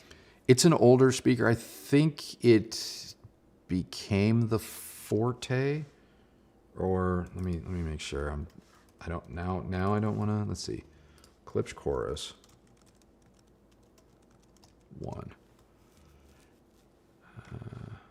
Images. Yeah, it's kind of a Forte-like speaker. It predates the Forte. But yeah, you can definitely use just about anything on it, including some of these ultra cheap TI-based Class D amps. Although while you can do it, and that's the type of pairing those amps would likely prefer, the top end on those amps can get a bit brittle, and Klipsch, those horns don't hide a lot of resolution sometimes, so that may be a little bit too much of a good thing. Tubes, definitely. Find an old Dynaco amp, or if you're on eBay and you find a Deckware amp on eBay, you might be one and done, buddy. So the world is your oyster with a speaker like that. You can really play around with a lot of stuff. So, great score. All right. Alex, thank you so much. If you meant to ask a question, Alex Denton. I have it. Oh, you have it. Okay. I have it. I was like, that's a big super chat. 2 That's my chair, by the way. Do you not see, when you see the super chat, do you not see the threaded comments under it? No, it does not stay open. Okay. Well, his question is right beneath it if you see it, but I can't see it. okay. He says, do you plan to try out the latest Capella bookshelf speakers from Triangle in the near future? They were named by the ESA Awards in the Premium Wireless Bookshelf Loudspeaker category. There's nothing on the books to try them out as far as on our schedule. Triangle has not reached out to us in any way, shape, or form to demo them, but an active, good-looking, quality product, active speaker, I'm all about it. So thank you for bringing it to my attention. It might be something we need to go look at in early 2025, for sure. Random help. How different is the Onkyo 7100 versus the RZ30 and RZ50? It's not going to be radically different. It's not.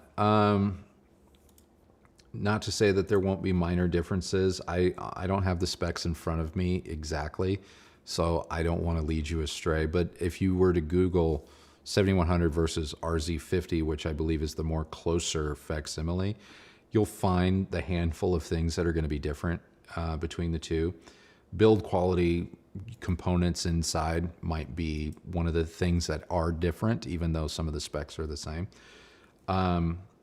Are you going to have a night and day different experience? Probably not. Now, to the best of my knowledge, the RZ line has the full preamp outs, where the non-RZ line may be a little bit limited. Not to say that it doesn't have any, but maybe it doesn't have full. I'm trying to go off my memory here. But if you don't need those types of things, or that kind of expandability, upgradability, or flexibility down the road in terms of in the box experience, you might not have a night and day different time with a 7100 versus an RZ30 or RZ50.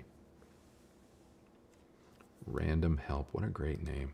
Greg Weaver, welcome the brand chastisements. It's a message about them, not you. Have a great weekend. Always enjoy listening to you. Well, that's so way to look at it.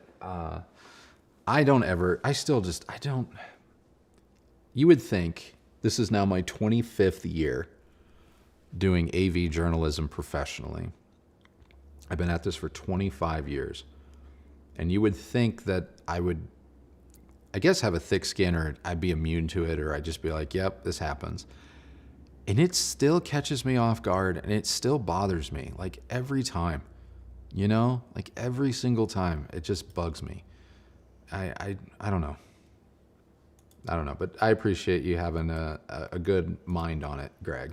I really do. The thing that I find the most curious is how so much has changed, not just in technology and the types of products that hi-fi and home theater are continuing to put out, but so you see that they've accepted, when I say they, I mean brands, marketing, advertising folks, they accept that, but they still live in a world where it's like 30 years ago, where the things that were okay and cool and passable with print are not necessarily the same in the world of YouTube. Yeah. And it's like, how are we still having to explain this? Yeah. You know what I mean? Do you know what I'm saying? I do. I mean, I do. Maybe you can translate for the audience. And as much as, and here's the other thing, we were actually kind of talking about this yesterday in the afternoon, was like the number of people that still want to pretend, and I get that YouTube is new compared to print, whether your magazine, newspaper, you know, the written word, the printed word. Like, I get that YouTube is new. But we need to stop saying like, oh, YouTube is this new market, or social media is this new way of Look, if you're in 2024 going into 2025 as a business, and your argument for or against a strategy for release still has phrases like, oh, you know, social media and YouTube, it's just this new frontier, and, you know, you're not going to make it. You're not going to make it. And I'm not saying that to say like, if you don't send me products for, it's not like that. Like I'm always about wanting to help educate anyone who's interested in how this works and what we do in stuff, because I want more brands, more players, more I want everything to thrive. But it's one of those things where it's like, if you're unwilling, kind of like the people that are, you know, the second you say Bose, all highs, no lows must be. Look, if you're unwilling to have a new experience, I can't force you to have a new experience. I can tell you about what it can be like. I can show you, you know, channels like ours, we've been around for 3-4 years. So like the body of work, in my opinion, speaks for itself. But there are these brands that are like, nope, I'm going print. And then we talk to them anecdotally or, you know, in passing and stuff. And they're just like, yeah, no, we're dropping that, or we lost that account, or we're not moving forward with that brand as a distributor anymore. They just didn't get the traction. And it's like, well, where'd you go? Oh, you know, we went to the usual suspects, you know, print and stuff. And it's like, okay, you know, okay, there have been so many brands, arguably you could say for better or worse, that have literally come out of nowhere on the strength of social media, for better or for worse, you know. And there's been just as many brands that have been deserving of that type of praise that, you know, kind of one and done. because maybe some of the people around it are like, oh, I just don't get social media. It's like you have to have a multi-prong approach. You really do. Okay, back to the questions. You enjoyed the Yamaha 3080 years back. How would you compare it against the RZ70 or 5000 ES? Which would be your pick of the three? The 3080 was fabulous. It was fantastic. Is it as easy to use as the RZ70 or 5000 ES? No. Can you get similar results? 100%. 100%. And if you're a super hyper-focused person that likes to do things manually and you understand programs like RumiQ Wizard, you can make the 3080 jump through hoops and on a truly custom level that very few products can even manage. How would I compare it against? I mean, to be honest, with the new suite of Dirac products, anything that's fully capable to take advantage of the full suite of Dirac products is kind of rising to the top of the heap for me. Nothing against the Sony products. We still own ours, and I think that they're phenomenal and they're great. But boy, I'm loving bass management and bass control out of Dirac. The results that I'm getting from that are phenomenal, absolutely phenomenal. So any AVR that supports the full suite, I would take a look at first if you want to go that hard into home theater. So yeah, what happened? I'm sorry. I just got an email from somebody at LG to let us know that this is Small Business Saturday, and it's just around the corner. And Yeah. for side hustlers everywhere, it's the time to shine. LG, Oh my God. Small Business Saturday. Time to shine. Oh God. All right, I love LG. this shit. Okay, Mike Y'all Shaw. still with us? Yeah. Maybe it's good we're dropping frames. Dropping frames and subs. Nah. Hello, enjoy your channel. What are your thoughts on NAD 3050? Any chance of a review? I have and paired with Sonos Faber 1. Thanks. I don't have an opinion on it. I haven't heard it. NAD is one of those brands, man, that I have historically really liked. I've been a customer. But boy, they really want to try and control the flow of information out of that brand. And I don't sit for a lot of marketing spiels. Send me the product for review, let me review it, and then come and pick it up. I don't really like it when I have to jump through hoops before they'll even consider sending it. I don't think that's fair, and it's also not indicative of the consumer experience. They're not going to sit here with you, random buyer, and go on a Zoom call for an hour making sure that you get what you need out of it. And so, yeah, I just have a problem. I find it I kind of see those tactics as a way of manipulating results or manipulating forms of communication or verbiage in a review.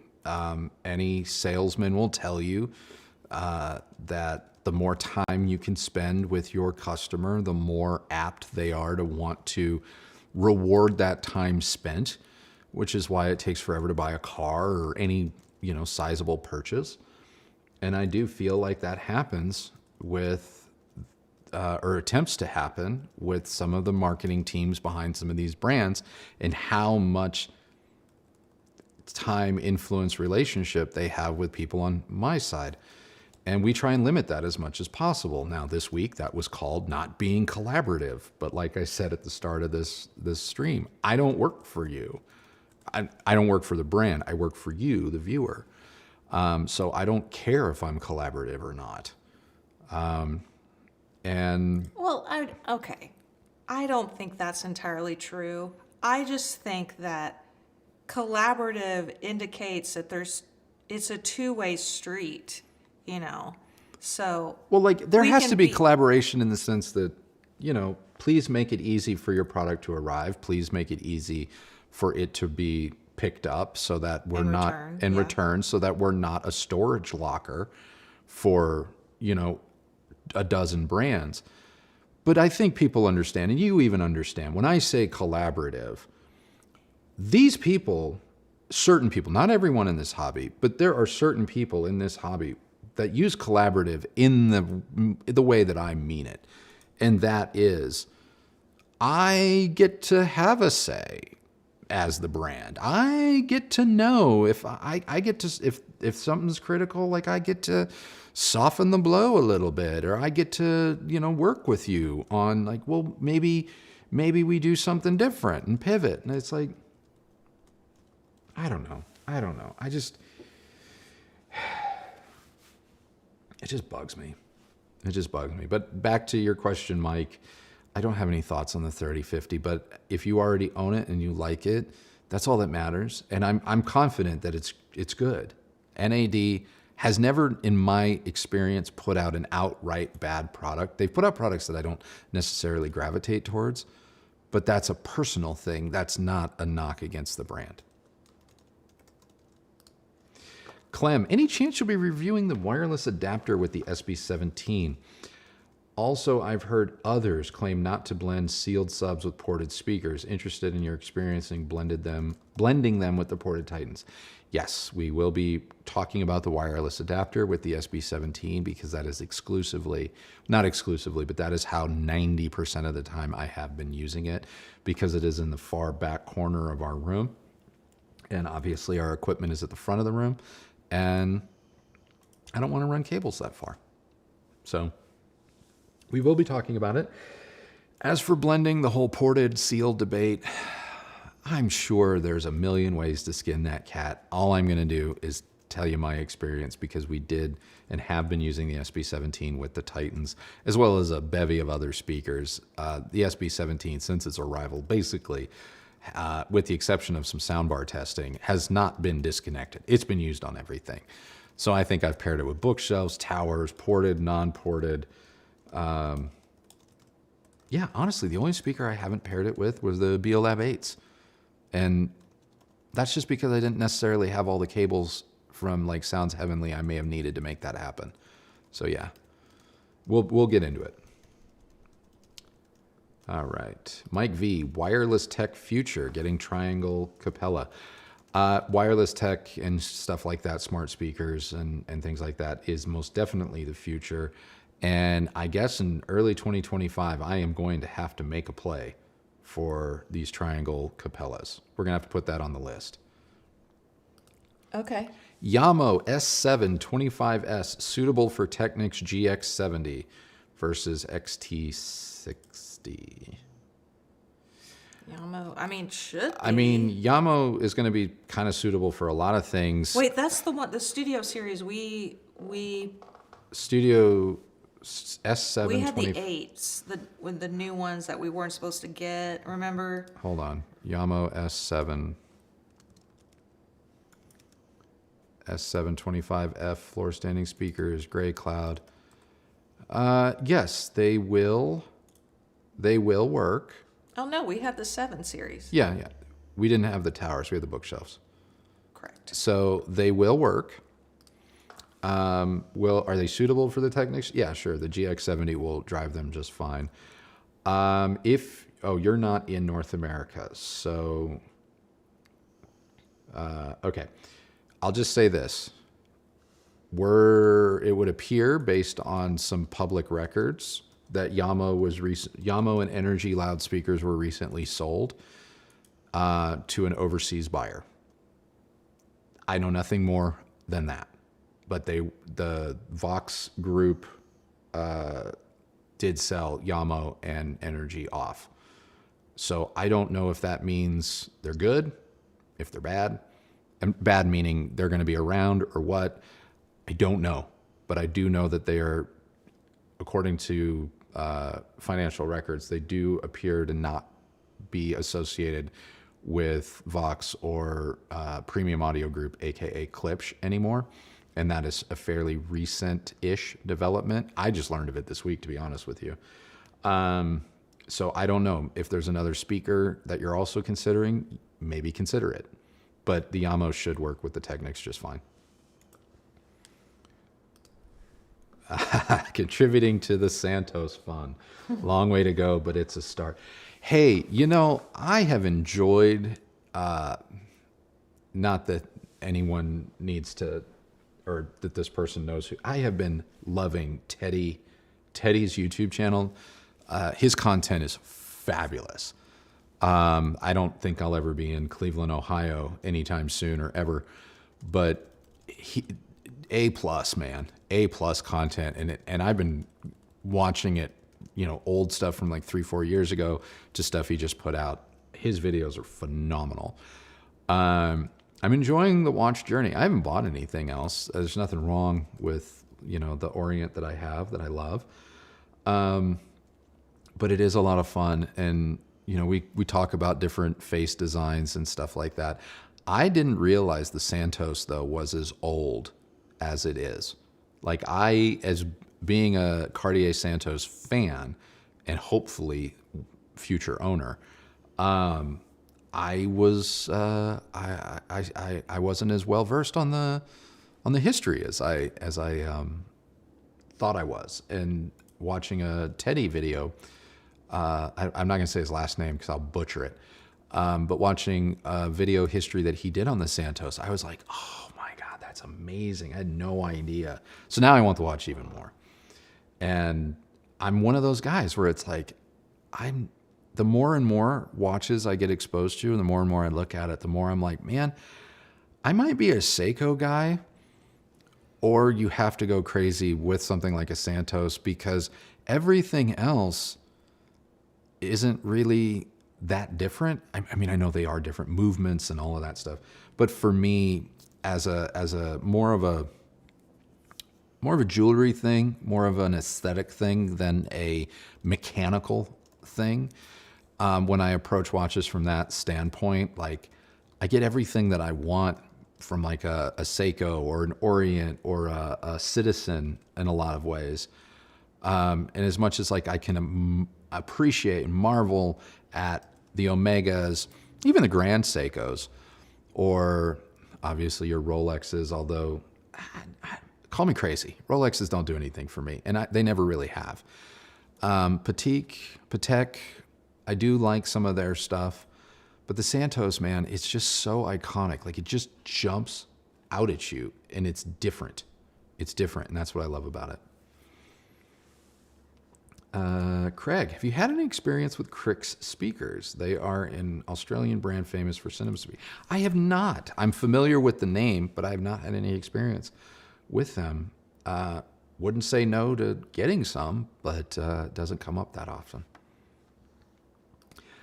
I am demoing B&W and Sonus Faber Lumina 2s for my first hi-fi system, powering them with a Yamaha 2000A. Due to space constraints, I'm looking to go with bookshelf speakers. Any suggestions are appreciated. I don't know which B&Ws you're going with. If you're going B&W 600 versus Sonus Faber Lumina 2s, I'd probably steer you towards the Lumina 2s. I think they're just a little bit better overall everything. If you're talking B&W 700 bookshelf series against Lumina 2s, that one's a little bit more of a coin toss for me. I think they're both going to be great. It really is going to come down to if those are the sonic signatures and sounds you prefer. And if they are, you're going to be very, very happy either way. It's going to kind of come down to looks maybe.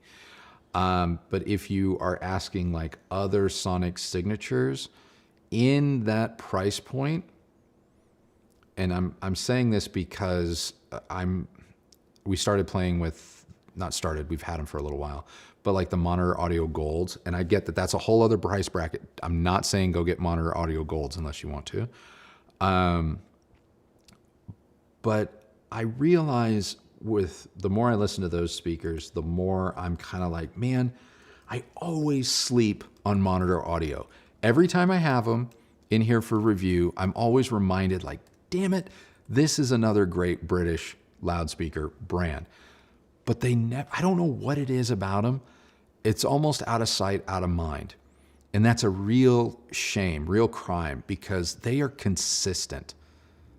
Like, really consistent, like Kef level consistent, in that they just keep making really, really good, solid speakers.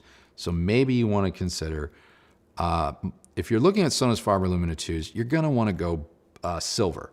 Monitor Audio Silver series, that may be one to put on your list. Sounds really good with Yamaha, just like the Golds do. There's Kef. You know, I don't know. The Kef is like the brand, like we had with the R3 Metas. It's like, I can't fault them. They're just solid, but they don't blow me away. They don't blow me away. I guess maybe the bar is so high on Kef now for me that everything is just, yep, it's Kef. Yep, that is what I come to expect. But nothing is like out of the ordinary. So just keep those things in mind. JR, could you guys consider a review of the Sherwin Vega SL15? They are the last of their kind and offer a lot. For $1,000, 15-inch woofer, easy to drive, crystal clear, good for music and movies. I'd have to Google it. No one from Sherwin Vega, and if I'm not mistaken, I believe Sherwin Vega's parent company might own Tannoy now, and might be that Brand Camp or No. I know who you're talking about, but Brain Camp is they're different. Something else or band. But I think Sherwin Vega is in that group. So we'd more than likely have to buy them. People keep asking about Cabase, and it's like, JR, to get to your question, I'm gonna have to Google them. I'm gonna have to do some research. I don't want to lie to you and say, of course, we're gonna do it. But I will tell you this. I promise I will look into it, and if I think there's something there, we'll see what we can do. Did you see the other question? $4,000, 15-inch woofer, or is this? Yeah, that's the same speaker. Or is the SL15 a sub? No, it's that's the Sherwin Vega SL15. Okay. I'm trying to catch up. Guys, yeah, about the Cabase. Oh, what is? Where are we going? About the Cabase. So a lot of people have either on Instagram AMA or in our own comments on various videos, especially on the BioLab 8. A lot of people were like, hey, if you like this, you're going to love the Cabase. I Googled it because I honestly didn't know anything about it. I'm sure it's great. It has a lot of Kef Wireless 2 vibes in terms of connectivity and all of that. I can't get past the look. I don't want to look at it. Sorry. And what's weird is that Cabase for me has always been a weird ass speaker brand. Like they design crazy alien looking speakers and, orb speakers on, weird stands. And then it looks like a Lego piece. Like this. Oh boy. It does. It doesn't inspire me at all. Maybe I'm horrible. I don't know. You're horrible. I don't know. I didn't like it. Haven't you heard that enough from people? You're horrible. Oh, I know. Oh, I'm so bad. Sorry, Cabase. Yeah. Sorry about that. Sorry, but I'm sure your products are great. I'm sure it sounds great, and I'm sure a lot of people really enjoy it. But it's one of those. Aren't they really expensive? Was that the brand? They might have. I mean, they make some really expensive stuff, but I think the speaker people are interested in is $1,500, $2,000 a pair. Oh, okay. I mean, someone says they look so creepy.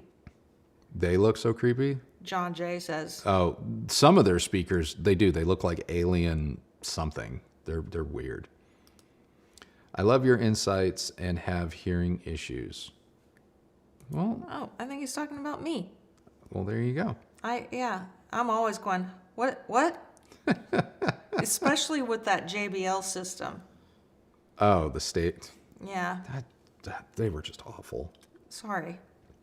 They were weird, kind of whiny sounding. And well, on some frequencies there was like phase issues, and on other frequencies they were just sucked out completely, and then on other frequencies there's like 10 dB too much. And then I don't know. It's just Didn't you say the app didn't work? well, that's the receiver. Oh. The receiver's noisy, has mad noise issues. The app barely works. Oh, God. She got me thinking about it, man. I'm sorry. I did not enjoy any aspect of that review at all. There was nothing about the hours I spent, weeks spent testing that I enjoyed. Not one. Besides the looks. Oh, they were really pretty. God, like as soon as we had the whole system set up, I went, damn. All right. Then I hit play and I went, damn. Oh no. This is gonna suck.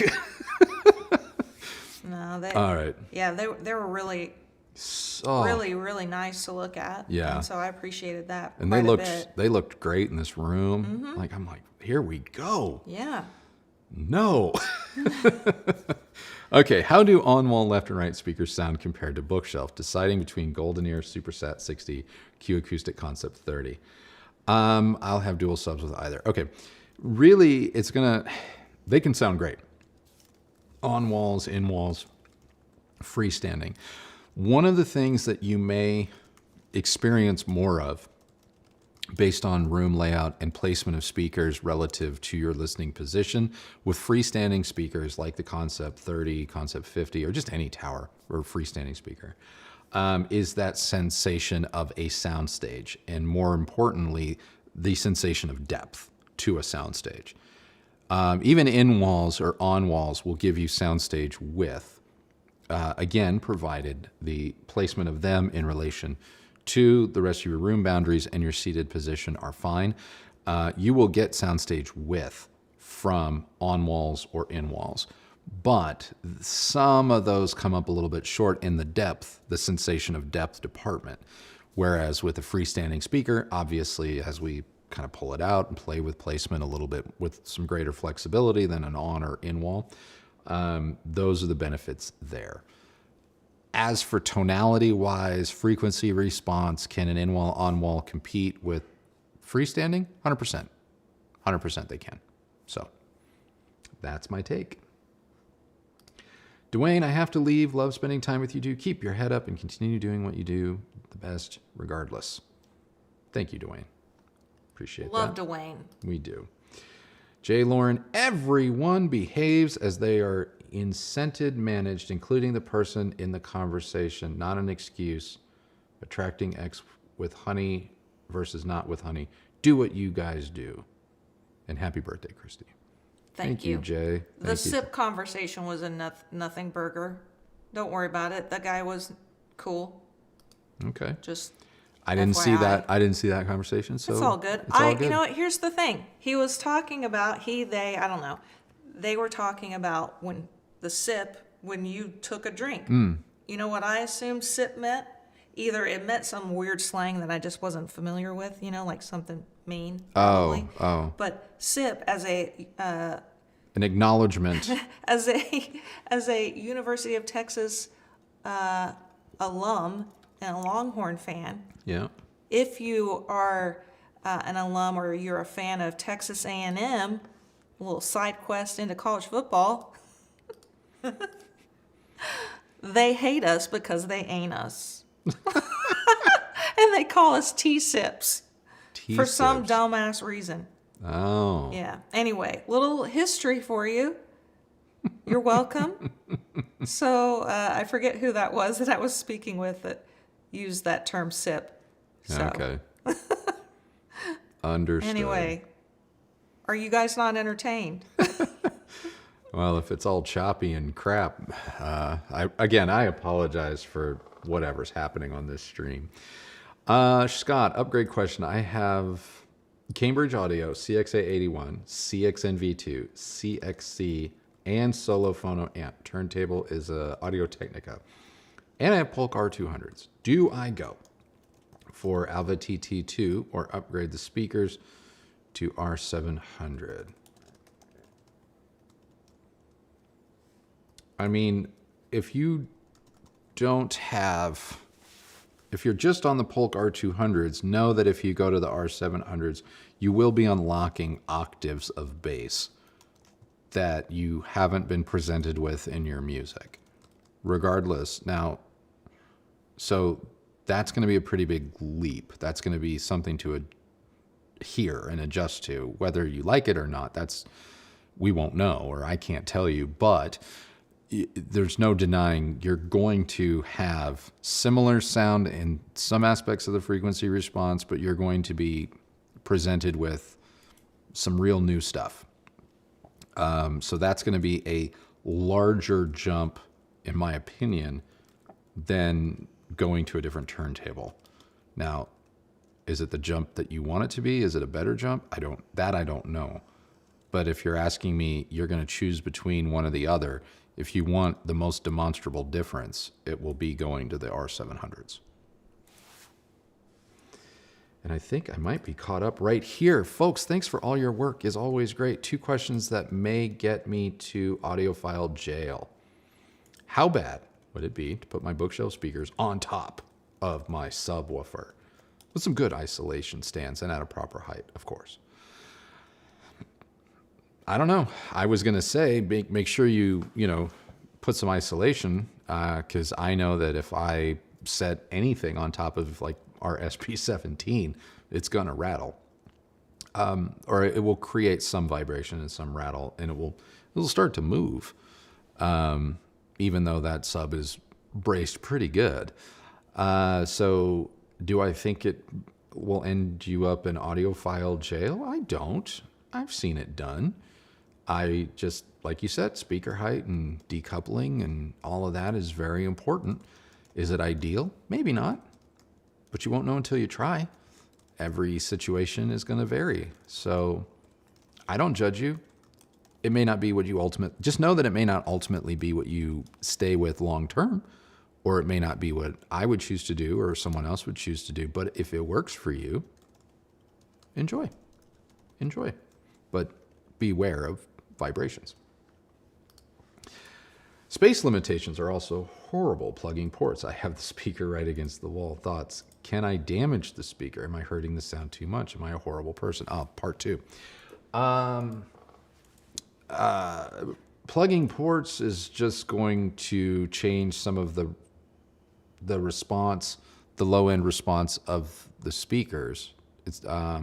Or it could change some of the responsiveness of the sub. I don't know if we're talking about ported speakers or ported subs.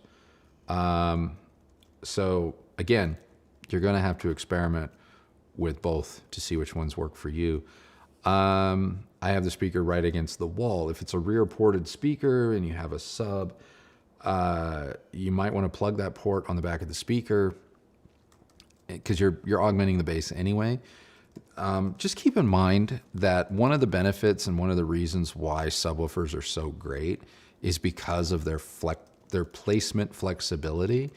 And so if you're putting a sub directly under your loudspeaker, even if you decouple it and have the right height and all that, if you're doing that and that's not the best place for the subwoofer to be, you're sort of defeating the benefit of having a subwoofer, because it's very possible that where you sit in relation to the boundaries of your room or the dimensions of your room, that by moving the subwoofer away from your speakers, if it were possible, you could enjoy a smoother, more linear bass response.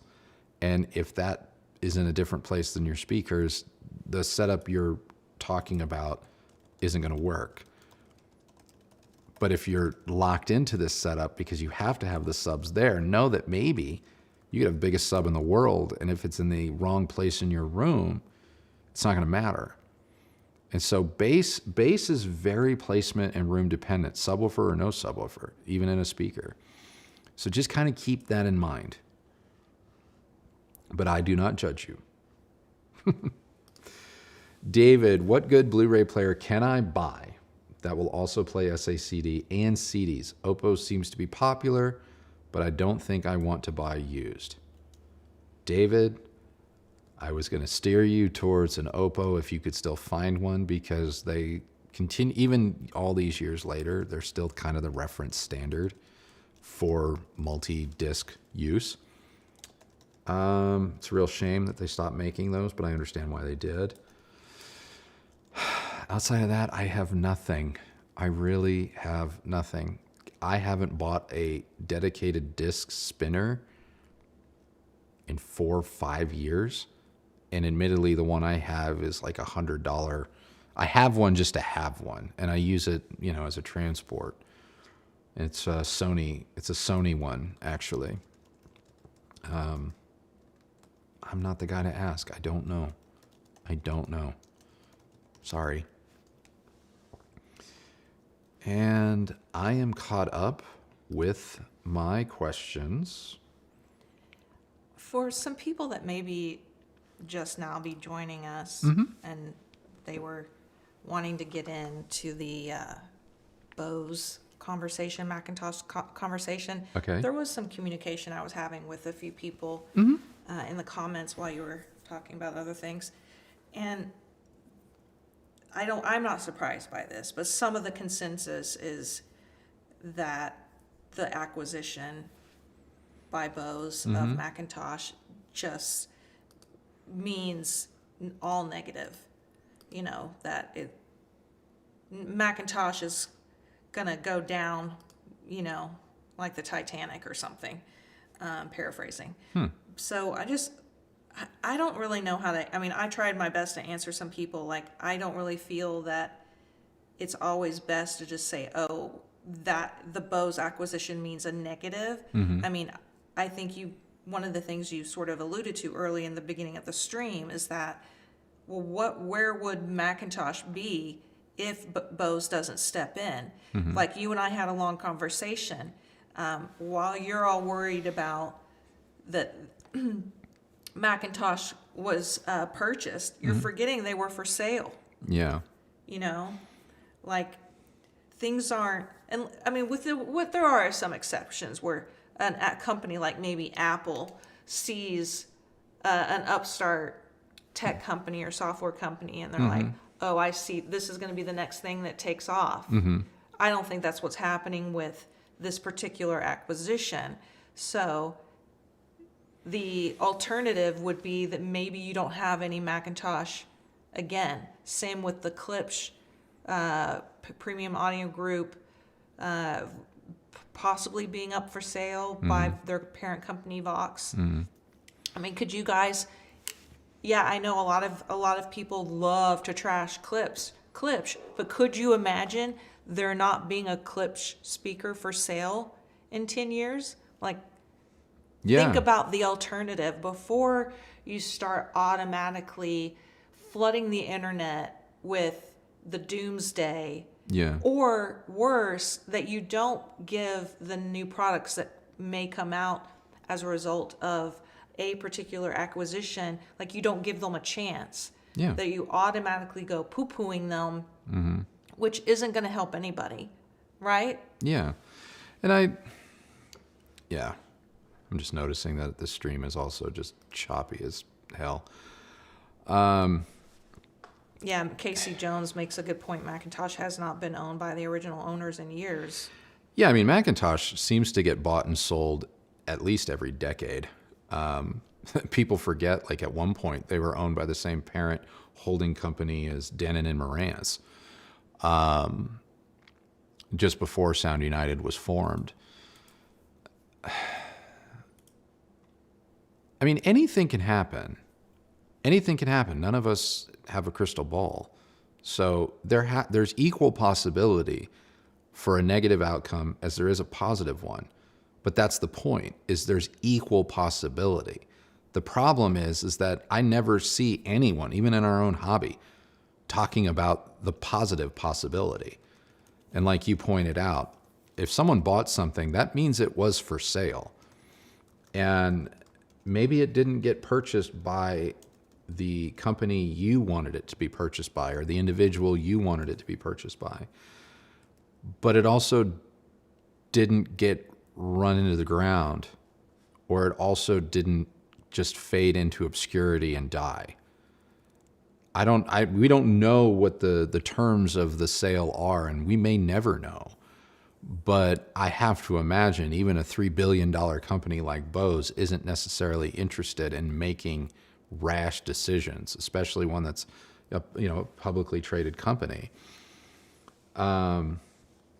So like I said at the start of this stream, I think it actually makes a lot of sense for Bose to have purchased the group they did, as opposed to a premium audio group or a Sound United, because there are clear avenues within the McIntosh, Sonus, Faber, Project, Sumiko portfolio that Bose doesn't already have inroads to. So there's clear expansion capability. There's clear cohabitation capability there. Whereas if they had bought Bowers and Wilkins, maybe there's a increase your bottom line sales thing, because now you're just going to share in the profits of arguably Sound United's most profitable brand, but you're also going to compete with yourself. And at some point, that could be a recipe for disaster, not to mention it would cost more to acquire a Bowers and Wilkins. And that's if you could even acquire it by itself. Sound United, Massimo, they may not be interested in parting out the brand portfolio at this point. They may know that if they get rid of Bowers and Wilkins or sell Bowers and Wilkins, they're stuck with assets that then are only going to devalue more. So they may be looking as a package. We don't know. We don't know. All we know is that it has happened, and since we're not fortune tellers, there's an equal possibility that this is a good thing. And if nothing else, it may have bought two very storied brands time in a marketplace, in a global economy, if you will. Chico is saying, but they were doing fine. That's the point. Why sell them to a consumer brand? What are you missing here? They were not doing fine. They could not have been doing fine. They may have been doing fine-ish. They may have been treading water. But the point is that the people that bought them were expecting them to be doing something different than what they were doing. And so they entertained the idea of a sale.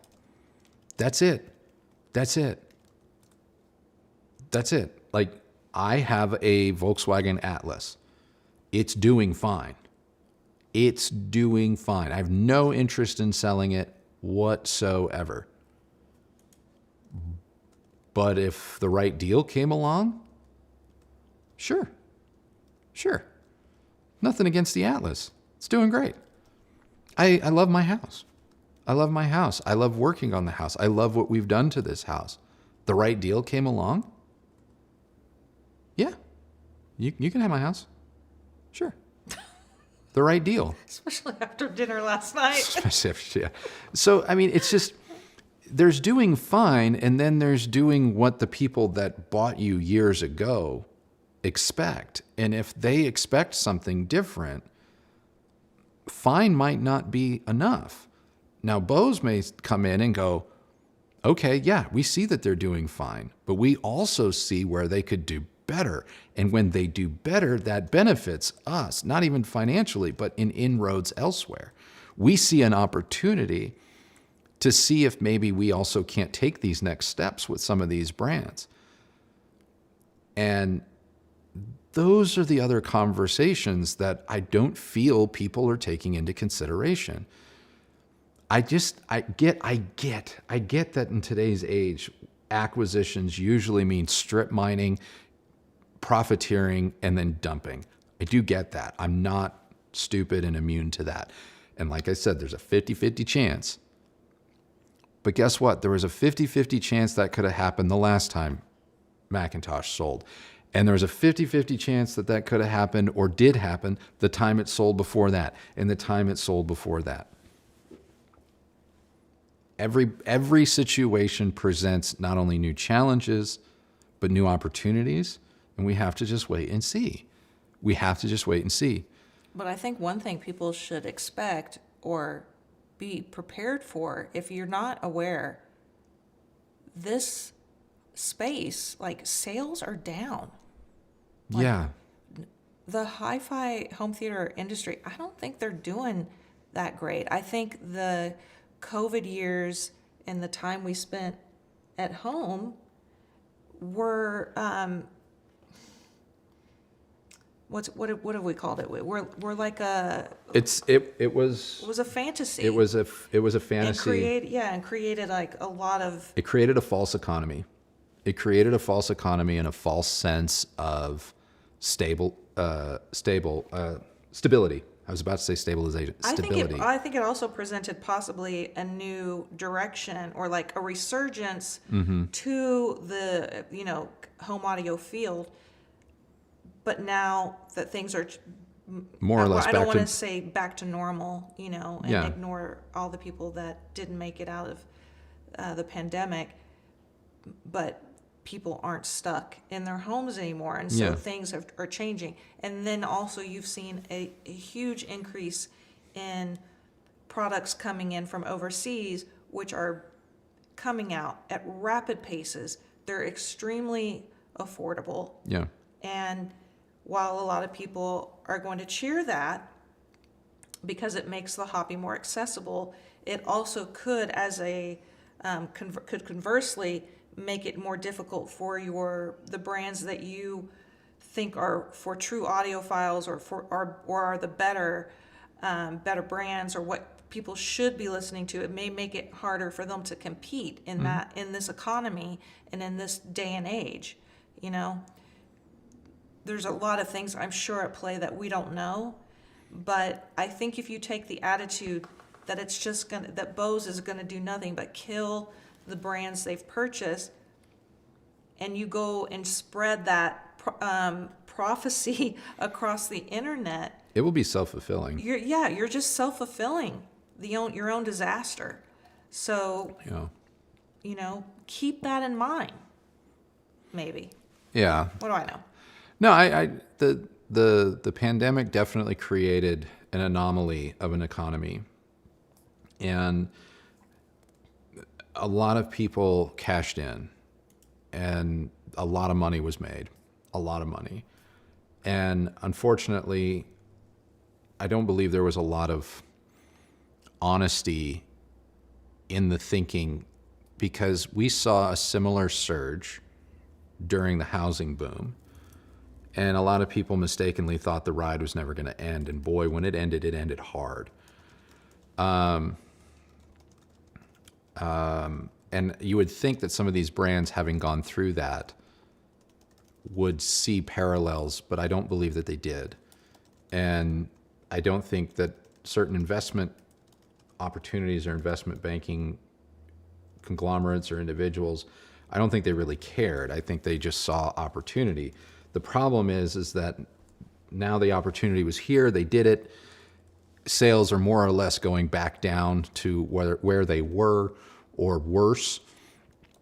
And as a result, it's fire sale time. It's get stuff off our books. They enjoyed a few couple of good years, and that was it. That was really it. Yeah.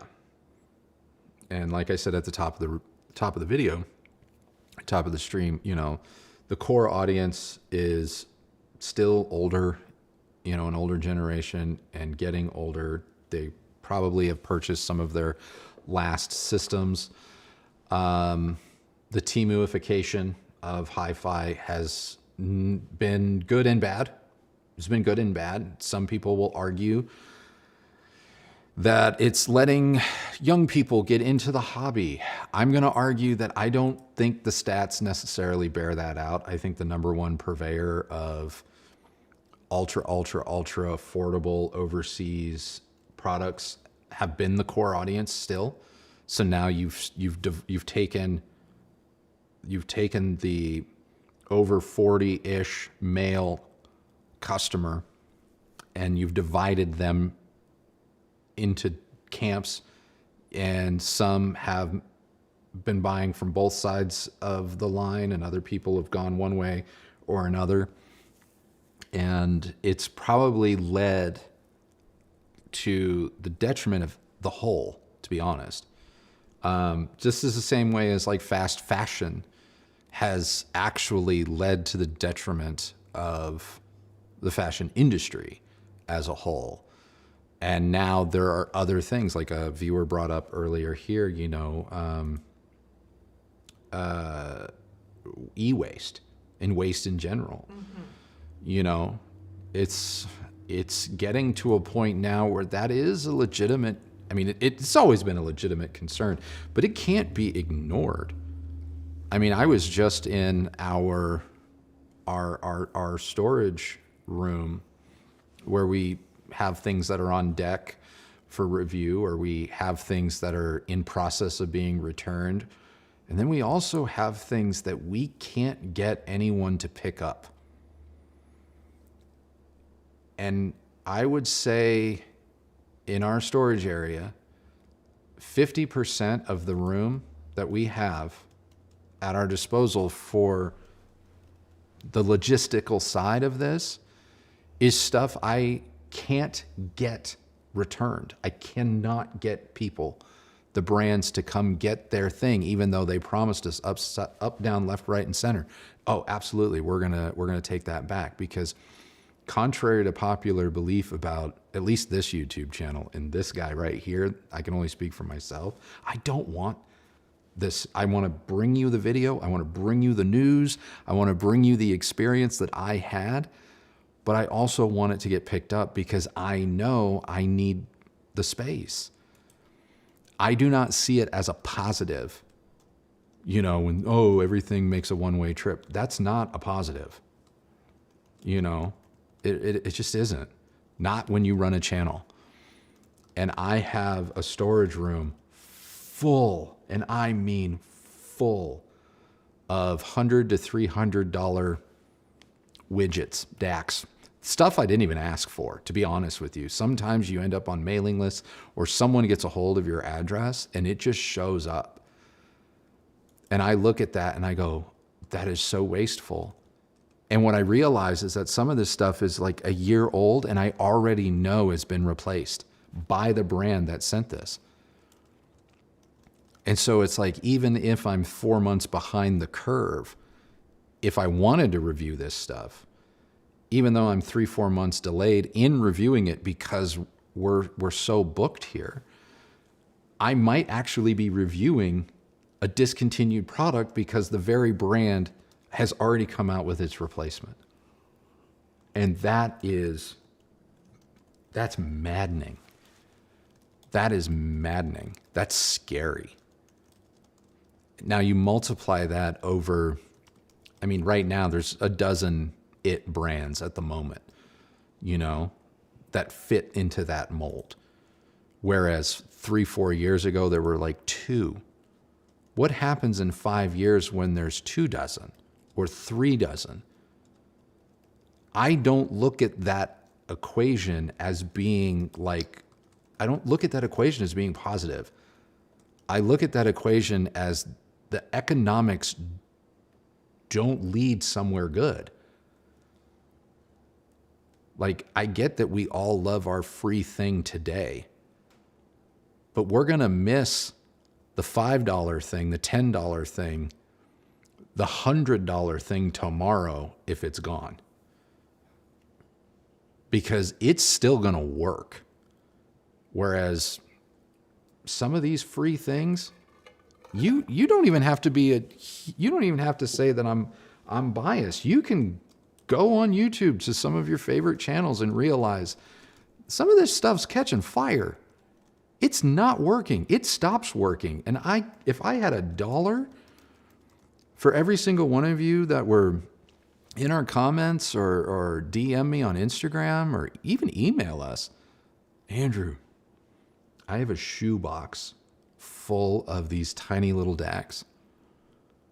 I have a shoebox full of them. I have a moving box full of tiny amps because I literally bought every single one, chasing what I was told was this and that. Now I just bought a Samsung soundbar and I'm done. But I'm going to continue to watch you anyway. Like, I'm not upset about those emails or DMs, or I want people to be happy. But I think a lot more people are in that boat than that really want to talk, that really want to be honest. I think a lot of people have bought a lot of junk and have spent a lot of money doing it.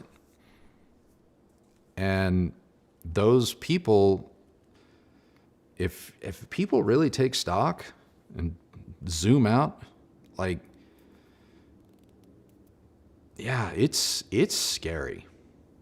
It's scary because on the one hand, whether or not you believe a cheap DAC of the week is a good product or not, or it has anything to do with a pair of loudspeakers or not,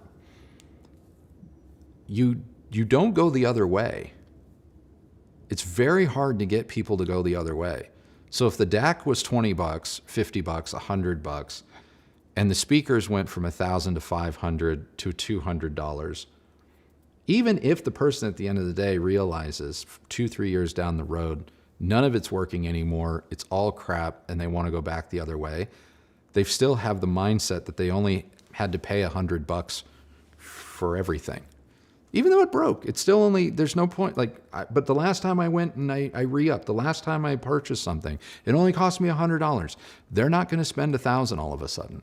They're not. And so you're kind of damned if you do, you're damned if you don't. And that is tragic, and it's sad, and it's scary, and it has major repercussions all over this space. And I'm not ignoring it. As much flack as maybe we get, it's like, oh, he's just promoting the next thing. Like, yeah, we have to bring you, it's not promoting, we have to bring you the new thing. But when I say next year, I'm devoting 10-20% of my output on this channel to not bring you the next new thing, I mean it. Because it's exhausting for me as a creator, but it's also like, we have to look in the mirror at some point. You know, we can't just get why the getting's good. It can't be like that anymore. So maybe we'll stop being the biggest channel. I don't really care, you know, but I want all the brands to succeed. I do. You could say what you want about a Klipsch speaker, JBL, McIntosh, and Bang & Olufsen, whether they're too much or not enough, or say what you want. The fact of the matter is we need them all to survive. We need them all to survive. Maybe not thrive, maybe not, you know, whatever. We just, in their own way, we need them to be around. It's that simple. It's that simple. We need them to be around.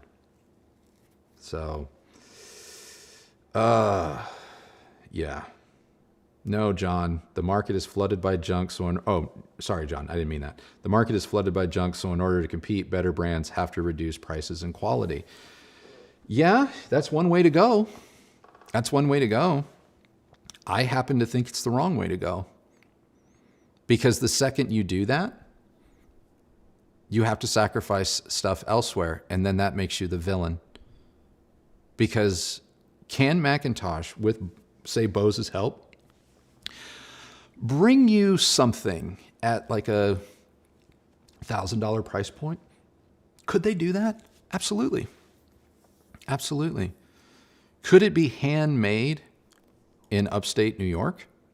Probably not. Probably not. And then what does that say about your values at McIntosh? What does that say about your values at Klipsch? You know, they're building speakers in Arkansas. You know, what happens when suddenly, in order to compete, you have to lower the standards, and now suddenly those people can't afford, you can't afford to have them work for you anymore. Now all of a sudden they're the villain because, oh, they used to be made here. They used to do it this way. And it's like, you can't have it both ways. You can't. You have to, I'm not saying you have to pick a side, but you have to understand that, like, this shit isn't free. This shit isn't free. When something costs $5,000, it's not because you're getting ripped off. It's because that thing supports half a dozen people. I'm speaking in generalities. It's because that thing supports half a dozen people along the way before it even gets to your eyeballs to then decide if it's something for you. This Temu shit, it supports the person, it supports the company that mass produced it and whoever might be selling it. That's it. That's it. That's all it supports. And it's about volume. So how do I get you to buy volume? Because that's really how I make money off of it. Because it's so damn cheap, I have to sell thousands, if not hundreds of thousands of them to make what maybe I could make selling one MC312 Macintosh amp. Now, what business do you want to be in? I'm not saying this as someone that I'm not a retailer, but I'm just saying, like, let's all go on this ride. Let's all take this trip. What business do you think on a human level is sustainable? You know, I was watching Ryan Serhant give a talk online. He's a real estate agent, and he was on a podcast. And I follow Ryan because I think he's kind of like one of us. Like, he started, you know, as well, he's always been a realtor. Well, actually, I think he was an actor. Then he turned into a realtor. But he's really creative in how he looks at stuff. And, you know, it was a conversation about how he stopped buying cars and instead employed a driver. And he was talking about how when he employed a driver for the first time, a lot of people looked down on that. And a lot of people are like, oh, you know, driver, rich, posh, whatever. And he looked at it from the standpoint of, I spend this much time driving in my car, going from place to place. And that's time that I'm not able to work on my craft as making sales. And ultimately, I need to sell 3 more properties a year to a 4 to 6 figure salaried with insurance, everything driver. Great. He works in Manhattan, so obviously prices are going to be all over the place. But it really shows the value of time against service, against volume versus not in volume. And I think that a lot of brands, Bose being one of them, third largest audio brand, I think, in the world, definitely in North America, surpassed by Apple and Samsung, per Wikipedia. That's not me making stuff up. That's Wikipedia. Even they can look at something and go, look, we've got part of our brand that's in volume, but we don't have we can survive. We have brands where we can make products on a more one-to-one scale, on a more personable scale. And those are markets that we haven't been in, we haven't tapped into. Honestly, that's probably where the growth really is. Sad but true. Sad but true. So, yeah. So I don't know. I don't know. Obviously I have opinions. Obviously I feel very strongly about some of this stuff. But I've felt this way about running businesses and just businesses in general. Like, I'm a sucker, and we ran into this last night. Service is everything. The buying experience, the ownership experience, just experience in life in general is everything. And I'm always going to advocate for people getting, what they pay for. And ultimately, it just keeps getting shown to me by you guys, not by me, not because I'm out here trying to, change the hi-fi landscape at all. I try and bring you guys what you tell me you want to see, and I try and give you my perspective on it. But more and more, you guys are telling me that you bought all this junk. You're helping me make informed decisions because you're telling me you bought all this junk only to be like, nah, it ain't worth it. Oh, thank you for saving me time. That's my chair, sorry. Thank you for saving me time.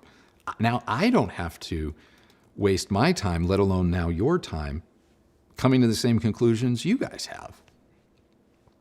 But if we're coming to these conclusions, there's at some point, what is it going to take to get us to stop? And that's the part of the drug of this that I worry. Like, we've gotten hooked now. And so the weaning off, the just say no, I don't know if it's possible. Because there's an expectation that the next fix is coming, and it needs to be cheaper, and it needs to hit harder. And that's just not a sustainable way to live on any facet, on any capacity, or in any capacity. Apologies. So I have a couple more questions here. Thank you for coming to my TED Talk. It's probably choppy as hell. No one will get it, or they'll clip the wrong part of it. The next 2 weeks of my life will be fun. More a home theater fan than a music one. Not sure I really know my speaker sound type.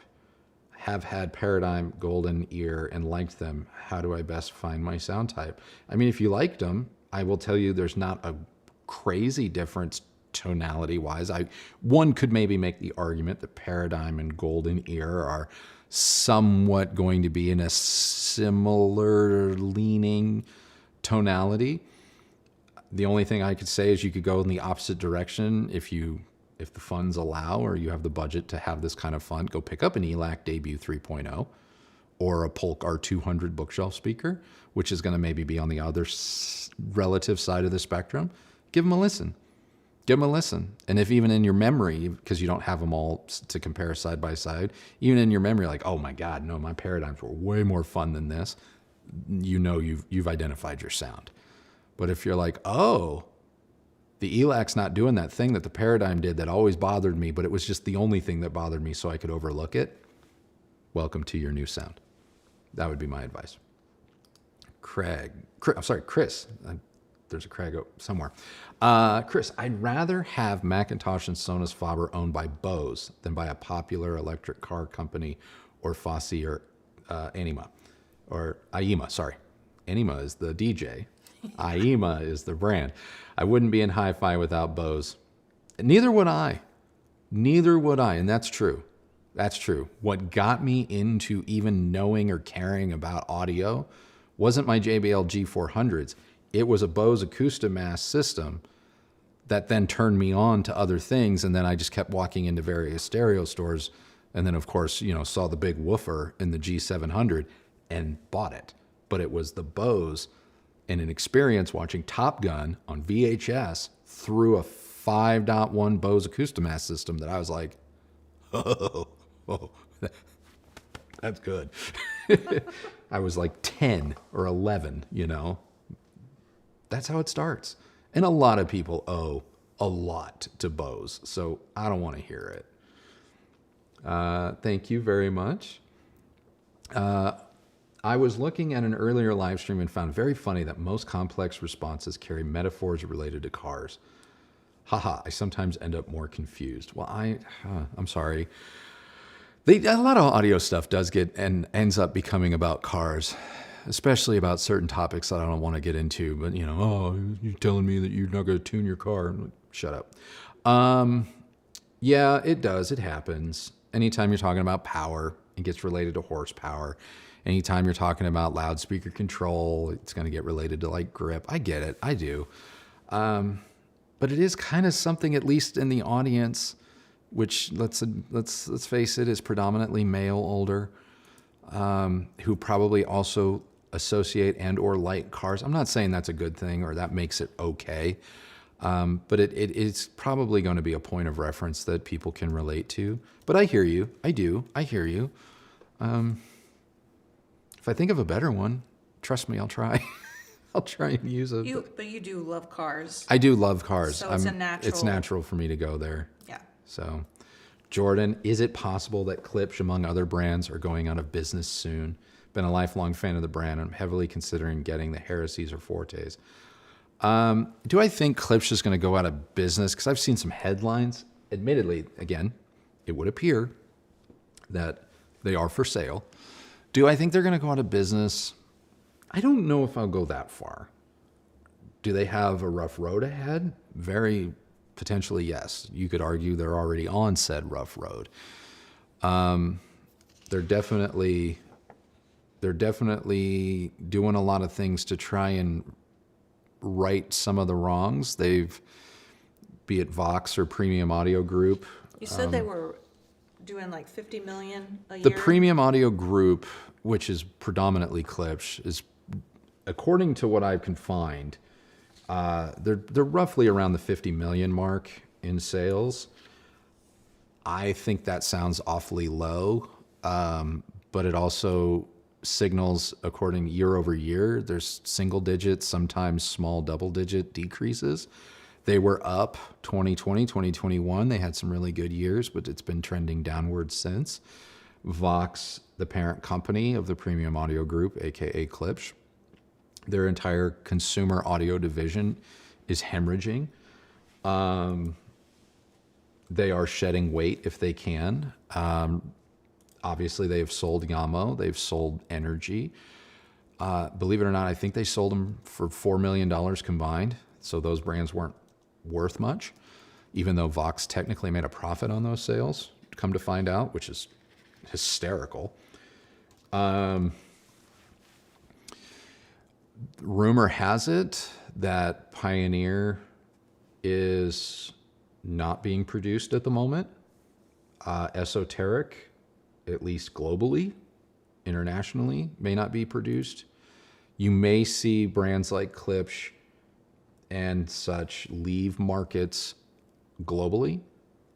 Not saying all global markets, but maybe you'll see them bow out of Australia. Maybe you'll see them bow out of very specific markets. Aside from that, I don't know.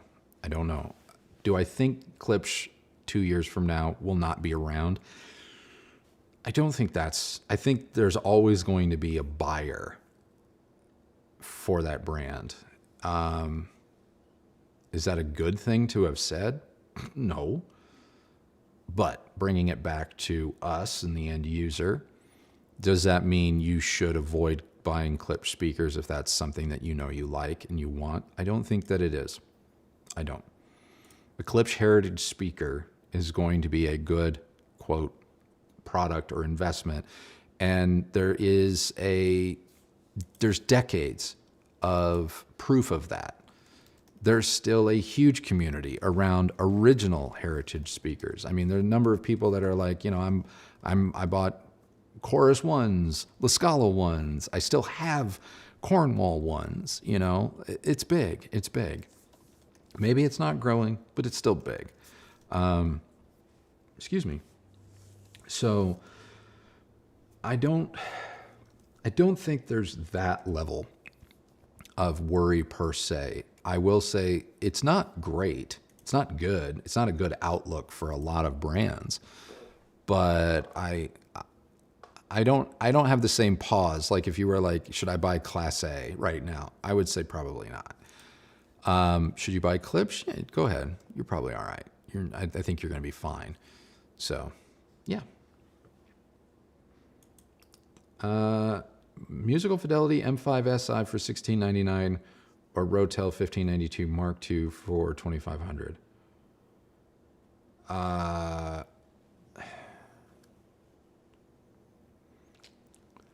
I mean, the Rotel, if I'm not mistaken, the M5 SI was pretty much all analog. Well, we didn't. We had the M5. We had this. No, we didn't have the 6. We didn't have the 6. The M5 SI was a great product, but it was mostly analog. So if you want the built-in DAC, the greater capability of having a built-in DAC, and that kind of stuff, the Rotel is going to be better. I don't know what's going on with Musical Fidelity right now. They're both really good amps. Yeah, they're really great.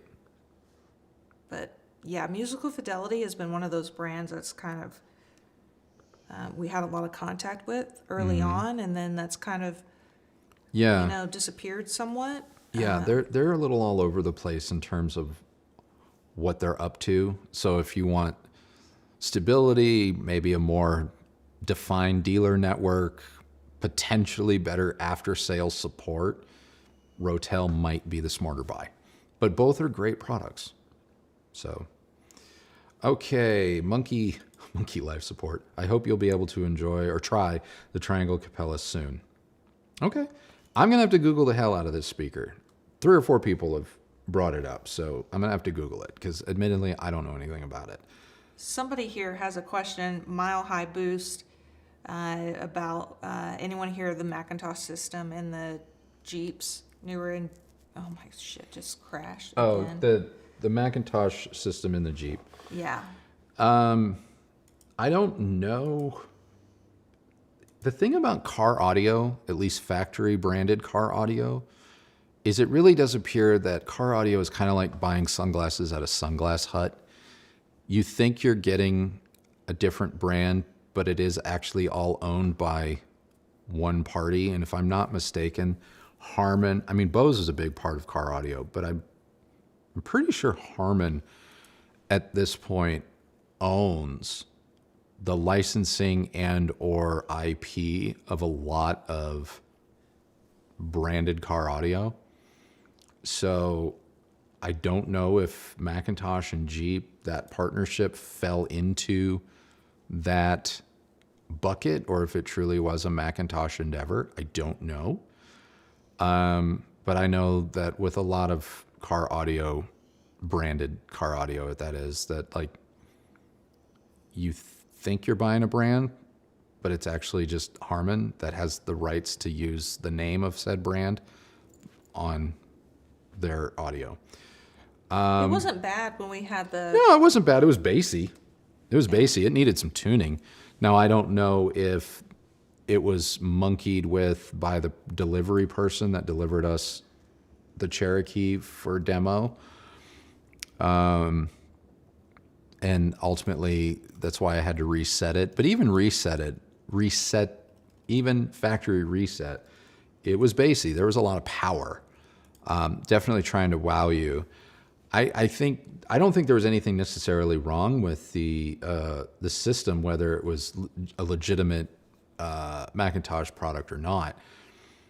I think you've got a bigger issue with the fact that it's in a Stellantis car.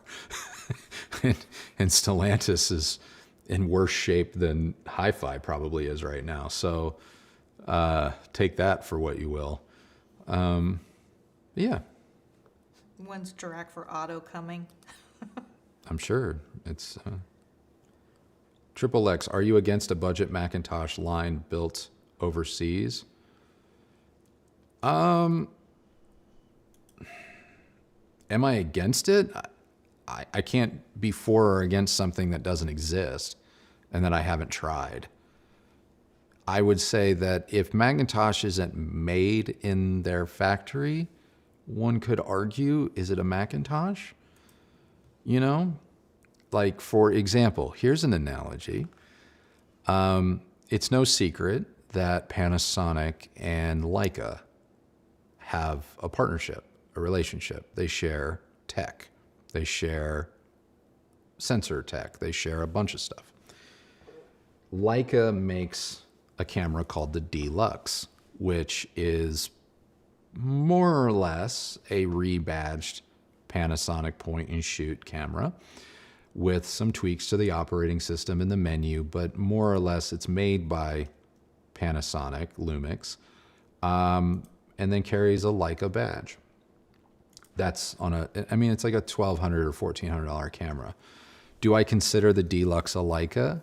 Being a Leica owner or a Leica household, I don't consider it a Leica because I have had the good fortune of being able to shoot the Leica version and the Lumix version side by side. And near as I can tell, as a photographer or a videographer or just someone that loves cameras, besides obviously the menus looking different, the end result of the image was not. And so I don't begrudge Leica for repackaging a Lumix point and shoot camera so that they can hit that price point. But I also don't think that they put a lot of stock in it. You know what I mean? And so if Macintosh were to do it and it was good, then, fine. But, we kind of ran into this a little bit when we did the Macintosh receiver. Assembled, in their factory. It's clearly a Macintosh product, but it used amplifier boards, albeit built to a certain spec, by a third party. And I believe that third party was Encore. I want to say was Encore. I could be wrong, and if I am, I deeply am sorry and apologize. But they were built by a third party. And as a result, the receiver looked like a Macintosh, but it didn't. And it was assembled there and built largely there and was clearly designed by the people there in Macintosh, but it didn't quite feel like or sound like a Macintosh. And I pontificated about that in the review, like, what is this? What does this do? What does this mean? And ultimately, I didn't come to an outright conclusion because the product was still really good. It wasn't for me per se. It wasn't what I was thinking I was going to get or what I ultimately wanted, knowing who was the father, the creator. But am I against it? I don't know. If they, like I said, if they have to ultimately sacrifice too much to do that, then I think it's a problem. And I would caution against those moves if there's room for even single-digit growth by staying the course or just continuing to do what you've always done. Trends are well and good, but you don't get to be 100 years old, 75 years old in any business by just following trends. Sometimes you have to just be built to weather the storm, because trends show that everything always comes back around. We learned today, or not today, but we learned this week, like a Chanel flap style bag or purse never goes out of style. It may fall in and out of popularity, but ultimately it is the look, it is the design, it is the thing that people keep coming back to. And there's some value in that. And I think Bose recognizes that there's some value in that. And I think that's why you go after something like a Macintosh, not to necessarily cheapen it or to figure out how to put Macintosh in Best Buy. I think you go after it because it may elevate Bose in the eyes of a certain customer base. I have a question because somebody jokingly said, they'll see Macintosh for sale in Walmart soon. What do you think about that? Like if Macintosh were able to, and if it meant that they had to have it manufactured overseas, come out with something that was attempting to reach a new audience with less discretionary income, is that necessarily a bad thing? I don't think it's necessarily. I don't think it's necessarily a bad thing. I just think that one can't have that conversation without acknowledging certain realities. Well, before you get into that, Mm-hmm. I feel that it's not a bad thing, but I fear the core base of that audience Mm-hmm. would see it automatically as a bad thing. A tried and true Macintosh owner, Because or there's really no difference where someone is like, oh, I don't want anyone's student loans to be forgiven because I had to pay mine. You Right. know, like if I had to pay $5,000 for my Macintosh, how dare you get to pay, get anything similar, remotely similar for less? yeah, You know what I mean? and that's going to happen. That's going to happen if that happens. Like the person buying an IEMA, a Fosse, a WIM today, if they can get something with the Macintosh name on it and the quality be comparable or mildly better than what they're used to at those levels, the WIM, the IEMAs, in the Fosses, and they can pick them up at like a Walmart or around, that kind of a retail space. Obviously, those people are not going to see it as a negative, and maybe in the bottom line grand scheme of things, from a sales perspective, an earnings potential perspective, it's not, quote, a negative. But you can't have that point of view without acknowledging the reality of what it took to do that. And that is, there's a chance that if that were to become the norm, if that were to become a good thing, and it were to become the more beneficial, profitable thing, especially being held by a publicly traded company where you have a fiduciary responsibility to earn your shareholders' money. You legally have to. We have to acknowledge that, a lot of people probably had to lose their jobs to do it. A lot of people that were able to support their families can't do that anymore in order for that to happen. That's true. And you have to acknowledge that, and you have to own that. You have to own that. You can't ignore that. You have to own that. Now, you can be okay with it, and I'm not a hypocrite in saying that up and down at any turn in anyone's given day or life, we're all guilty of shouldering that at some level, but you have to own that. And that's why I'm saying, like, I don't think that's the strategy here. I don't think that's what Bose is going to do. It doesn't make sense to me anyway. Because if that were the case, there's a million other decisions I think they could have gone with, a million other brands that would have fit that mold, that would have benefited that market more. I do. I think Bose has a strategy going the other direction. And I think the fact that Sonus Faber was part of the deal is what is informing me that there's one thing you don't think about. As good as Bose headphones are, as good as Bose soundbars are, you don't necessarily see them wrapped in luxury, wrapped in finishes, wrapped in, personalization.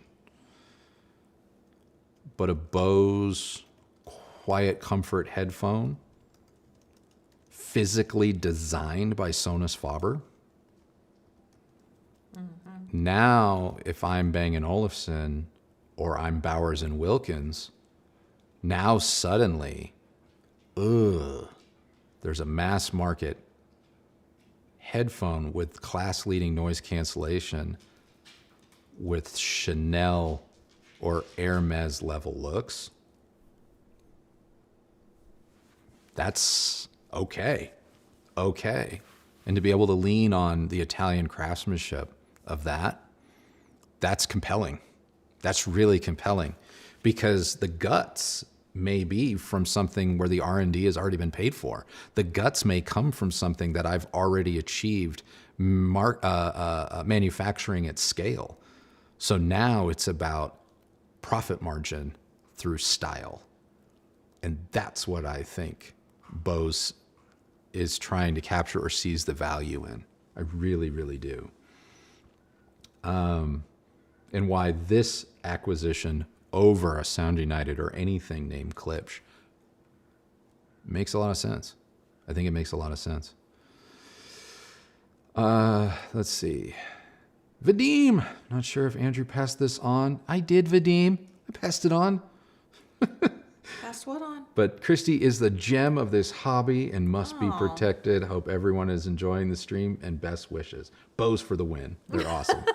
Vadim, I actually tried to go back and find this comment. I think that it came in early on. Well, and I also passed along his DM from yesterday. I forgot about that, but yes, you did. But I was going back to try to find Vadim's comment so I could reply, but the chat kept being slow or crashing on me, so I never got around to it. So always a pleasure to have you. Robert says happy birthday. I messaged Robert privately, personally, to say thank you.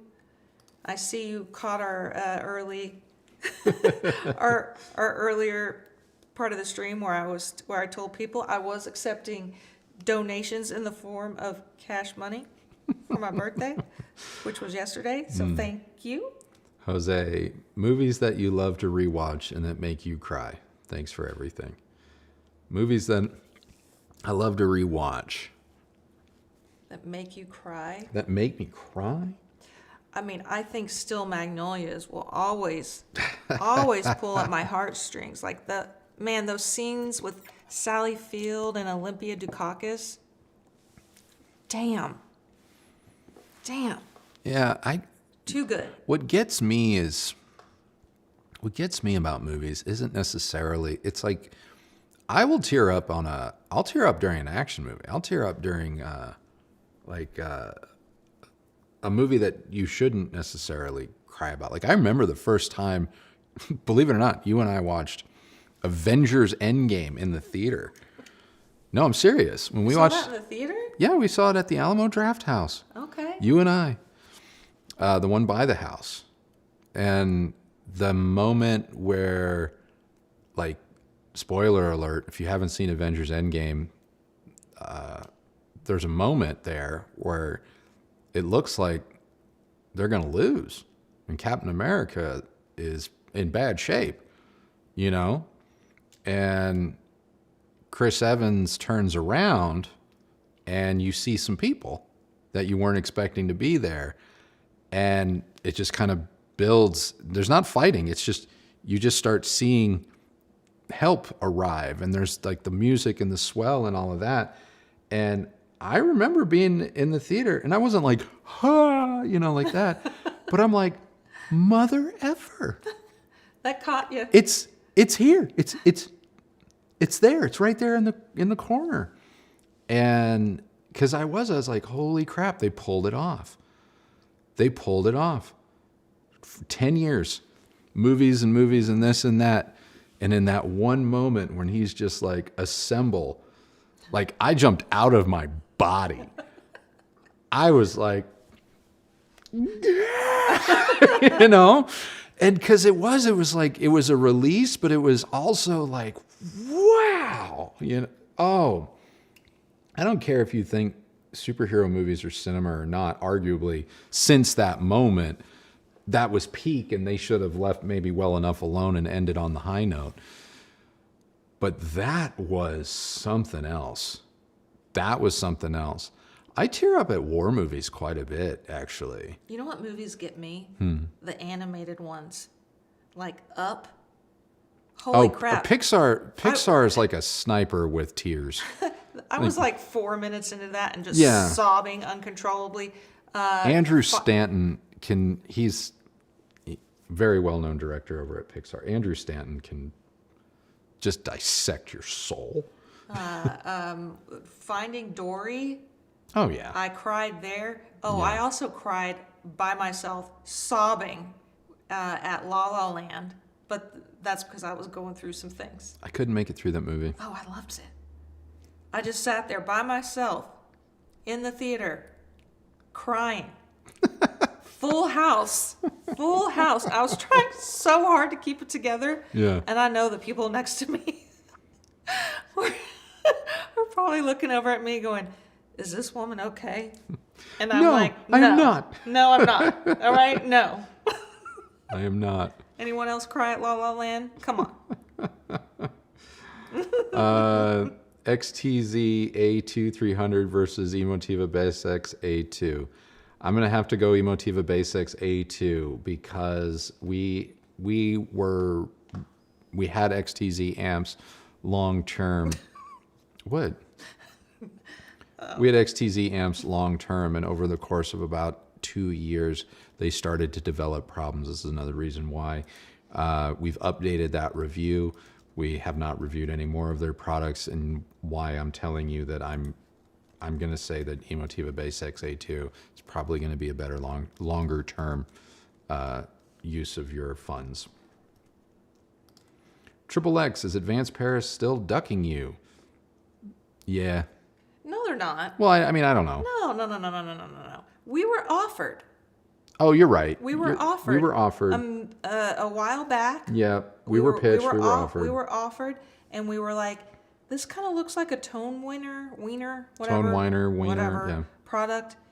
And the guy was like, let's move on. Let's move on. And so that was kind of the end of it. Yeah. You know? So I guess you could say, they're not ducking us. They don't have any interest in us because... But we have not heard anything about any other products from their reps. Yeah. So not just... Shit, who are we talking about? Advanced Paris. Advanced Paris, yeah. Evening, noob question. I've gone from 5.1 to 7.2.4, thanks to you. What's the difference on 4K discs between Dolby Atmos, True HD Atmos, and 7.1.4 Atmos? Okay. True HD with Atmos is going to be less compressed, whereas like Dolby Atmos in the streaming realm is going to be a slightly lower bit rate. True HD with Atmos is the higher bit rate, the more, better, quote, better quality. And this is something that I am testing more and more as we get closer and closer to releasing our Kaleidoscape Strato V review. So there's going to be more information on this in that review, which is coming up in a couple of weeks. I'm waiting for one more firmware update to occur that I have gotten a notification on this week that the firmware update is occurring next week. The 25th is when it should drop. And if that firmware update goes according to plan, I feel comfortable bringing that review finally to the channel and hopefully giving that product my seal of approval, because as it stands right now, the product has a major flaw with Dolby Vision, and it bugs me to no end that no one has mentioned it, because it's not subtle, and the only way you wouldn't notice it is if you didn't actually have products that could take advantage of Dolby Vision, because we've been able to replicate it, not only ourselves, but we've been able to replicate it with multiple other vendors, including manufacturers, who are now have also gotten in on troubleshooting it. So, but we will be talking in depth in that review about the various flavors of Dolby Atmos, but the True HD with Atmos and whatnot is just the higher quality, higher bit rates. All right, guys, I am caught up. I apologize for all of the technical glitches that appear to have been going on throughout this stream. We've been streaming for almost 2.5 hours, and according to my dashboard analytics here, it would appear that 18% of that 2.5 hours has been dropped frames. So I am deeply sorry about that. I don't know what to say. On my end, it would appear that everything is fine and healthy, and our internet connection has been solid. So yeah, hopefully next time we see you guys all live, this is not the case, and we will have a smoother stream. But I've enjoyed the conversation. I've enjoyed the questions. Yeah. I thank you so much. We don't normally talk about business. High five. 92% success rate. Yeah. But yeah. Wait, someone just said something. What? I have a 3rd generation Rover. I love the LR4. My LR3 was amazing. I thought you had an LR4. LR4 is the new LR3. They're the same car. I thought the LR4 is what you had back in the day. You're right. LR4 is amazing. You're right. I know I'm right. The We LR. talked about it enough. I know the LR It's series. ingrained in my memory. You're right. All right. Anyway, but yes, that LR series, RIP, is great. What? Sean JBJ Jones super chatted. Avocado bath suite replacement arrives next week. Nice. I don't know what that means. He's the gentleman that's redoing his house that sent us the photos Oh, yes. that you said looks a lot like your original bathroom in yeah. the Austin house. Yeah. Now, when I saw the avocado, I immediately thought about the mattress brand. Oh, they suck. Oh, if you guys have any mattress questions, I'll stay online for 2 more minutes.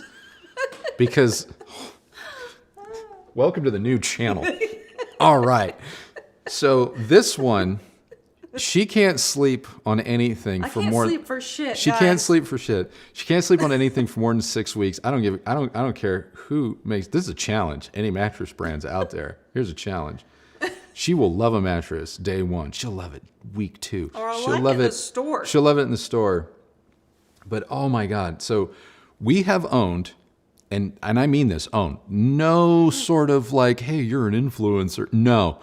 Hard money, cash money out of our pocket. Ready? You probably spent 20 grand.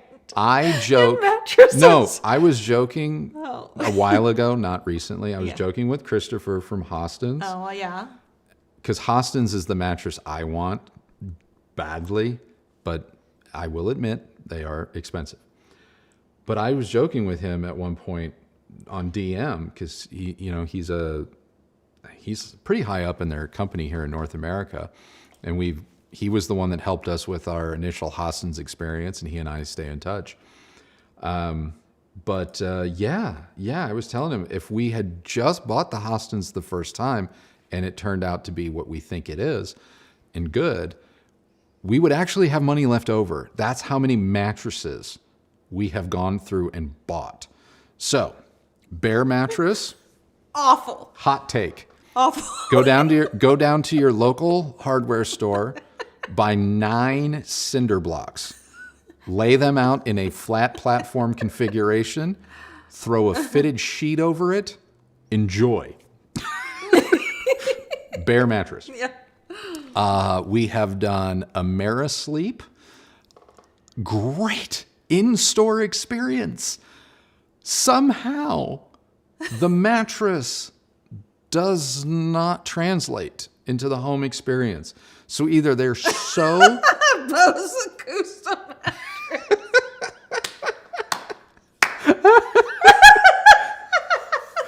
Oh, God, John, that's the best. So either Amerisleep's mattresses are routinely backed over by semi trucks before getting put in their stores, so they're not broken in; they have broken wheels, because that mattress does not feel the same in home. Avocado mattress, bait and switch. Oh, completely. Bait and switch. Great in-store experience. And keep in mind, these are like direct mail type mattresses, but Avocado has retail spaces, and their mattresses cost money. They're like $3,000 to $6,000, depending on what you get.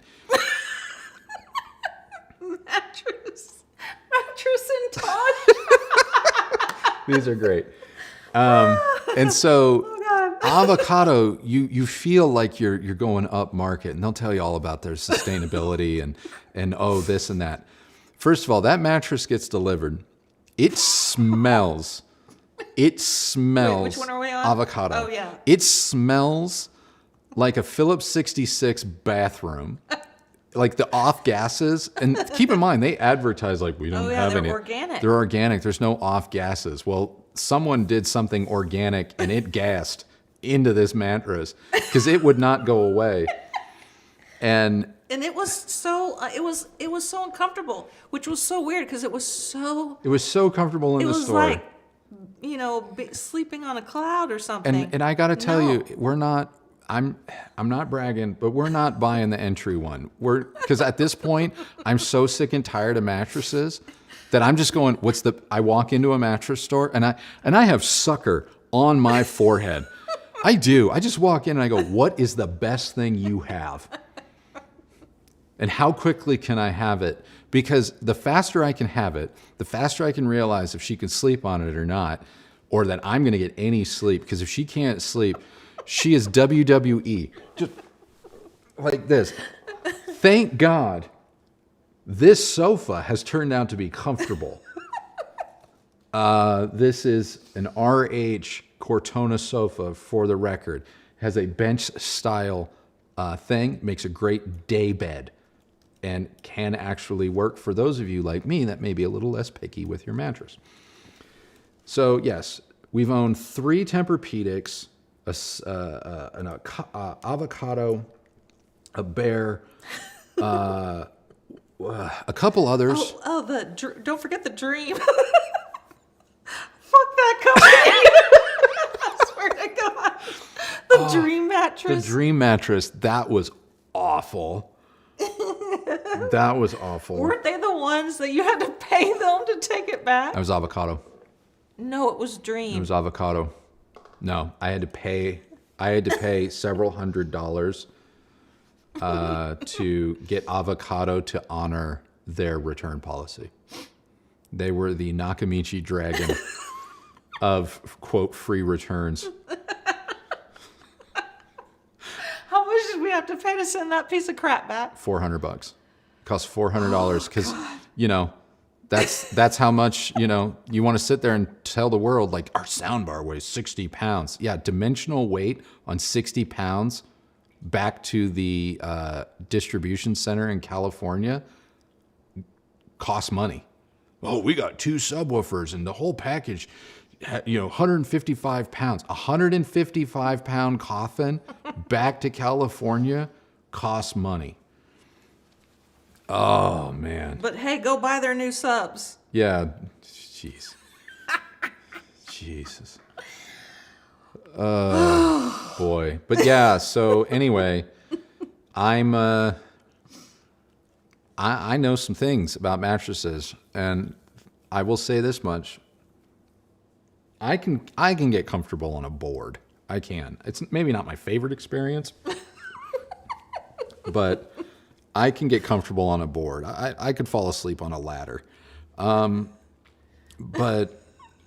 I can't. when we were at Hostin's, they could have closed the door and I would have woke up the next day when they opened. Like, talk about a fantastic shopping experience. Here's what happened when we went to Vadim, purple mattresses are awful, but I bought their 40-pound pillow and I used the purple pillow. It's so obnoxious. Don't get in a pillow fight with a purple pillow. Oh, you'll lose. No, you won't lose. You'll go to prison because you'll probably take your child's head clean off their shoulders. In a pillow fight with a purple mattress, if you want to be that guy and not tell people that you're not fighting fair, then fine. But there might be manslaughter attached to it.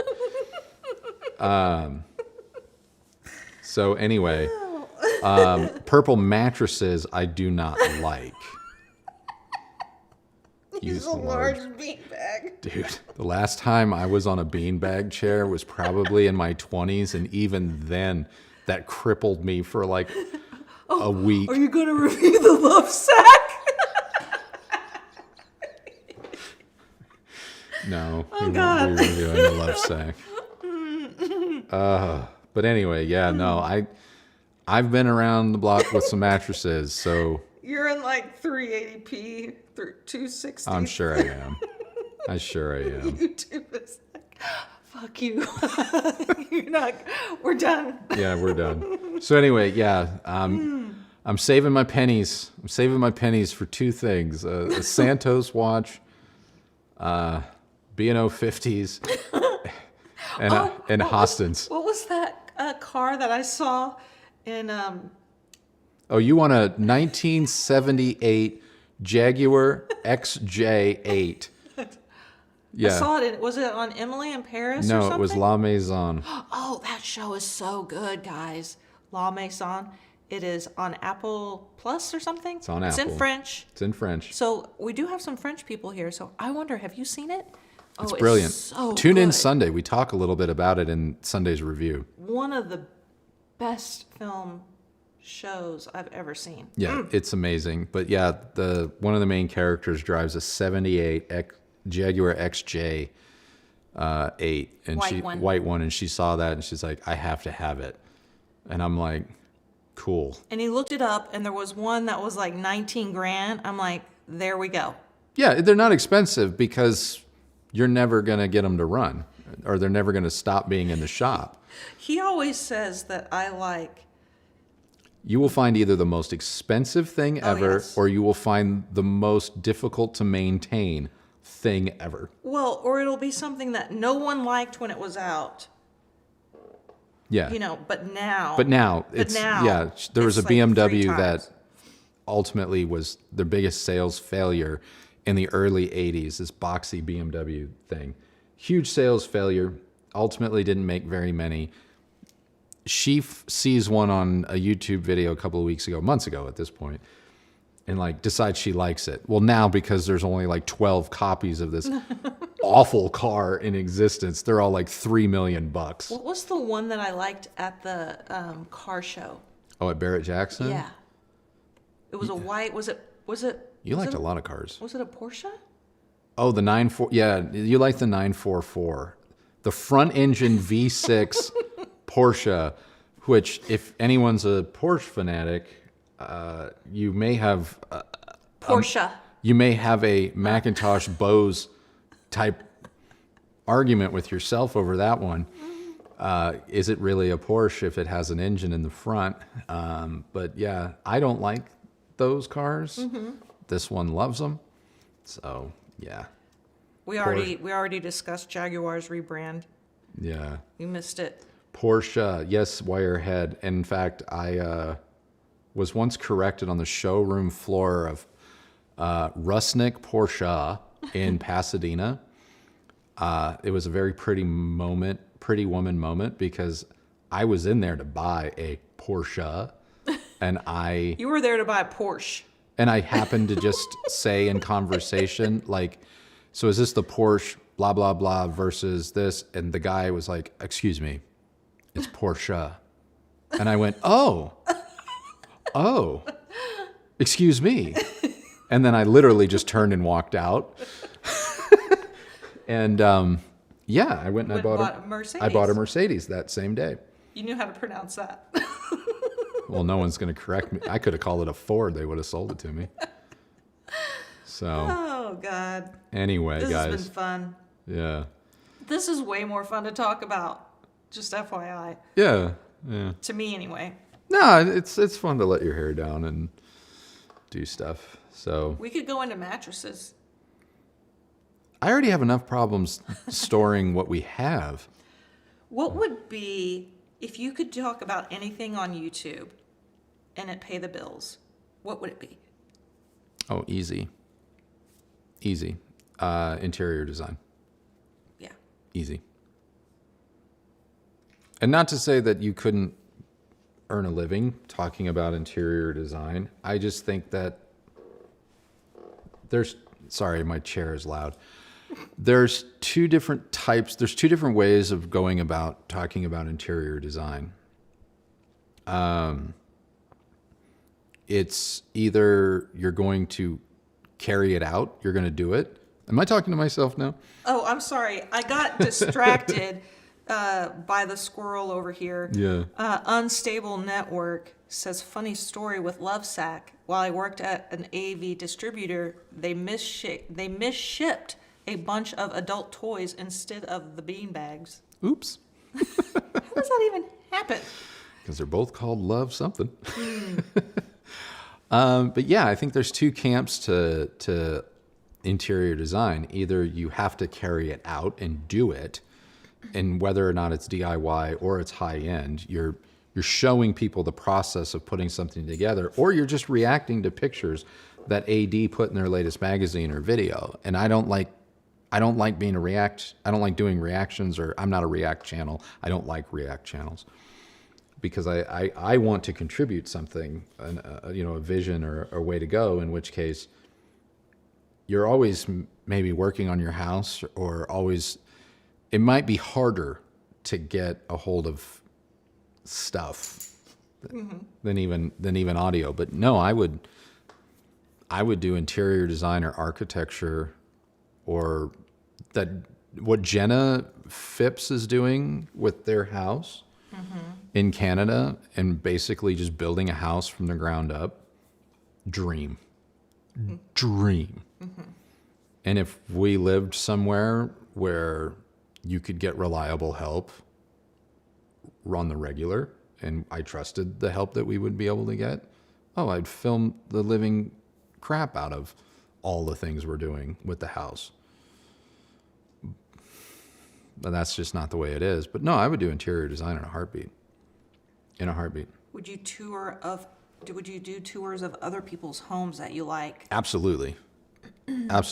Ennis has if you're not familiar with Ennis's YouTube channel, he has the best job in the world.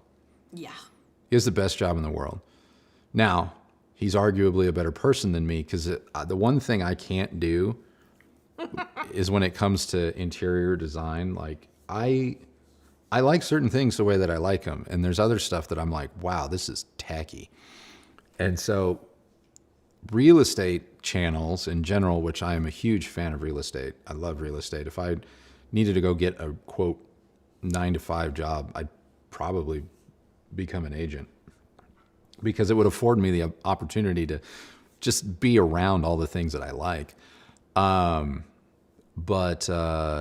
Yeah, there's some of these houses where I'd be like, they're like, this is a lovely chandelier and this is that. And I'm like, that is ugly as like, I'd be the only guy walking through a model home with a Negan bat, just being like, and someone would just sit there and be like, this chandelier, and be like, excuse my French, but did you just threaten me? And then just smash the crap out of it. There's so much of that kind of like, not everything made of onyx doesn't need to be backlit, and not everything needs a damn LED strip around it. Like, can we go back to bulbs? Even if they're LED bulbs. Even if they're LED bulbs. I use LED bulbs. We got LED smart bulbs all over this place, exclusively outside. We're solar and LED smart bulbs. But this LED strip stuff, it's got to stop. It's YouTube. What's that? YouTube is just doing you so dirty. I'm sure it is. I'm getting the circle of death. Oh, yeah. And it just did a still of your face going like. I'm sure it is. They're terrible to you right now. Oh man, it's fine. But anyway, yeah, I would love to do something like that. Mike V, if you were here earlier, I think you were. Mike V, why not moonlight as an interior decorator? I posed the question earlier that in the new year I might be trying to open up a little bit more of my calendar to more one-on-one type interactions or consulting. Would y'all be interested in that? If you'd be interested. And when I mean consulting, it's like, I don't want to be a personal shopper. That's not what I'm talking about. But a lot of you guys, you'll super chat or you'll DM me and you're like, I want to do this. Can I get away with this? Will this work for me? And it's really hard because I can't see it, let alone be there, And so we're looking at ways to maybe opening up that type of interaction. And so if that's something you're interested in, yeah. And when I say that type of interaction, like really approaching it from a whole room standpoint and not just, Onkyo versus this or this speaker versus that. Like, no, let me see what we're trying to accomplish here. What are your goals? And because a lot of times it might not be the equipment. It might be, hey, have you thought about putting the TV on the other wall and moving the couch to the other side? Have you thought about rearranging your room? Because there's even ways virtually that I can show you results that you may experience by simply doing that. I just want to show you what I'm being given right now. It looks pretty clear on right now.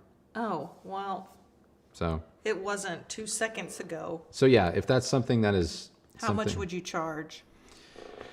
I don't know. A lot. I don't know. I mean, I know what. Look, I want a new. I want a Chanel bag, and that. Okay. And that. What was the car I wanted? the Jag. I know what. There's some websites out there that put people in touch virtually with quote professionals, at least in the interior design space, and I know the rates can range. They pretty much start at like $100 an hour, and they can go up from there. There's a designer that I really value their opinion, and she is $2,500 for 90 minutes.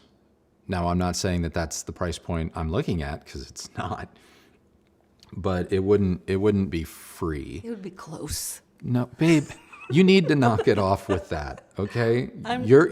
You may be joking, and people may understand that you're joking, but sometimes, weeks later, I find out like, oh yeah, and he's got a wife that at least she's upfront about just taking people's money, and it's just like, and I'm like, great. So, They're anyway, gonna say that anyway. I don't know, but I wanted get Kristi her Chanel bag. Yeah, Thank you, John. she wanting wants the Jag money. That's right. I want to make it. I'm still working that out, but it's one of those things where I don't know if it's a one and done or if it's something where I want to be able to see something through to completion. Yeah, I don't know, but it is something that I'm considering. I'm considering it because I think it's going to be more helpful. I think it's and maybe more fulfilling on my end, because sometimes you run into a situation we had, with JBL last week, where it's like that was several weeks of my life, and like I said, I didn't enjoy any of that. And at the end of something like that, you want a break, but you just got to move. You're already on to the next thing, and I don't want the channel to become a conveyor belt of stuff. So getting more one-on-one time would kind of probably be awesome, I'm thinking. So yeah, we're working on it. We're thinking about it. Obviously, we're going to be breaking into some other topics. They'll still have an audio home theater video bend. They will. I know you guys and things like that. Obviously, next summer, we're super pumped to see how you all react to more outdoor entertainment options. We were hoping to bring you that this summer, but our outdoor plans did not go according to plan. So that all got pushed to 2025. But we're hoping that you guys like that stuff as well. So yeah, I don't have anything else. People say you should get me a Birkin bag. Okay. I don't know anything about Birkin bags. You do. I mean, I know what they are. Birkin. Is that the Hermes? Yes. Oh. Those are the bags that. Don't I have to give Hermes like $1 million first? Yeah. And then I'm eligible to give them 20 grand for a bag? Oh, the 20 grand. No. There's several $100,000. But yes. Okay. That is the. Well, let's start with the. That's the company that. Okay. Yeah. Okay. I mean, I love watching them. I love the Hermes videos where they do like ASMR, and you just watch them make something. There's a video on YouTube. It's probably about 5 or 6 years old at this point. But Leica left a camera running for the entire polishing process of an M-bodied camera. And it's like a 9-hour video. One person honed the chassis of that camera for 9 hours, and they filmed the whole thing. And admittedly, I didn't leave it on like for 9 hours because I'm not a psychopath, but that's insane, the level of detail and stuff. So I'm into that. I'm into that a lot. So I want to do our idea where we travel and hit up places that have hi-fi. that could be fun. We found a couple of places in France, of all places, that we were looking at them as potential vacation spots, and then you're flipping through their online portfolio of what the space looks like, and you're like, oh my God, that's B&W 800 Gen 1s. Oh my God, that's, whatever. And like this villa that we were looking at was, yeah, they had quite a bit of hi-fi in it, and that was not the reason why we pulled it up. Yeah, I'm into that. I don't know. We're gonna change. I just, like I said, I got to get through this year because we have commitments and reviews that are already in the works. But in 2025, slowly but surely, varying the content just a little bit. Yeah, Just a little bit. We always have a lot of ideas, and there's always things that I think we want to try to accomplish. But then, you get drugged back into just the daily work life, and I'm sure a lot of you guys could relate on some level that making any sort of change, if it could affect your paycheck, that's kind of that's hard. It's hard to just go, oh, okay, let's just give it a whirl. Yeah, because you gotta, like what we're doing. I mean? Yeah, we end up having to save up for the eventuality. Like, hey, you guys might not tune into this, so we got to be able to eat it. Not only eat the cost of producing the content, but eat the cost of if you guys don't watch. Because contrary to popular belief, we earn money by your view, not because the brands just funnel it in, because that is not what is happening. So, random help. How about traveling and reviewing other creators? I don't want to do that. Sorry, I just don't. Yeah, I'm here for all the tangents. So am I, John. So am I. All right, guys. It's been another 3-hour stream. Yes, it has been. And we appreciate everybody for hanging out. Thank you so much for all the birthday wishes. Yes, thank you. And the birthday super chats. I'm this much closer to my Chanel bag. Thank you. Thank you so much. We appreciate that you've stuck through, YouTube's idea of a good time. And we hope everybody, is having a good day, good weekend. Good start to your weekend. Tune in Sunday. I know I say this on a lot of videos, but we're coming in toward the end of the year, and there's been a few last-minute surprises. Sunday's video being one of them. Like, truly, I'm so glad we had the opportunity to experience Sunday's product. And while I'm already sad that it has been returned, I think a lot of you are going to get a kick out of it. And it may even find its way into your home, and I will be jealous if it does, because I had a ball with Sunday's product. So tune in for that. Other than that, enjoy the rest of your Friday into your weekend. We'll see you Sunday. Katie's bugging me to go outside, so I got to run. But thank you. Have a good one. Bye. Bye, guys.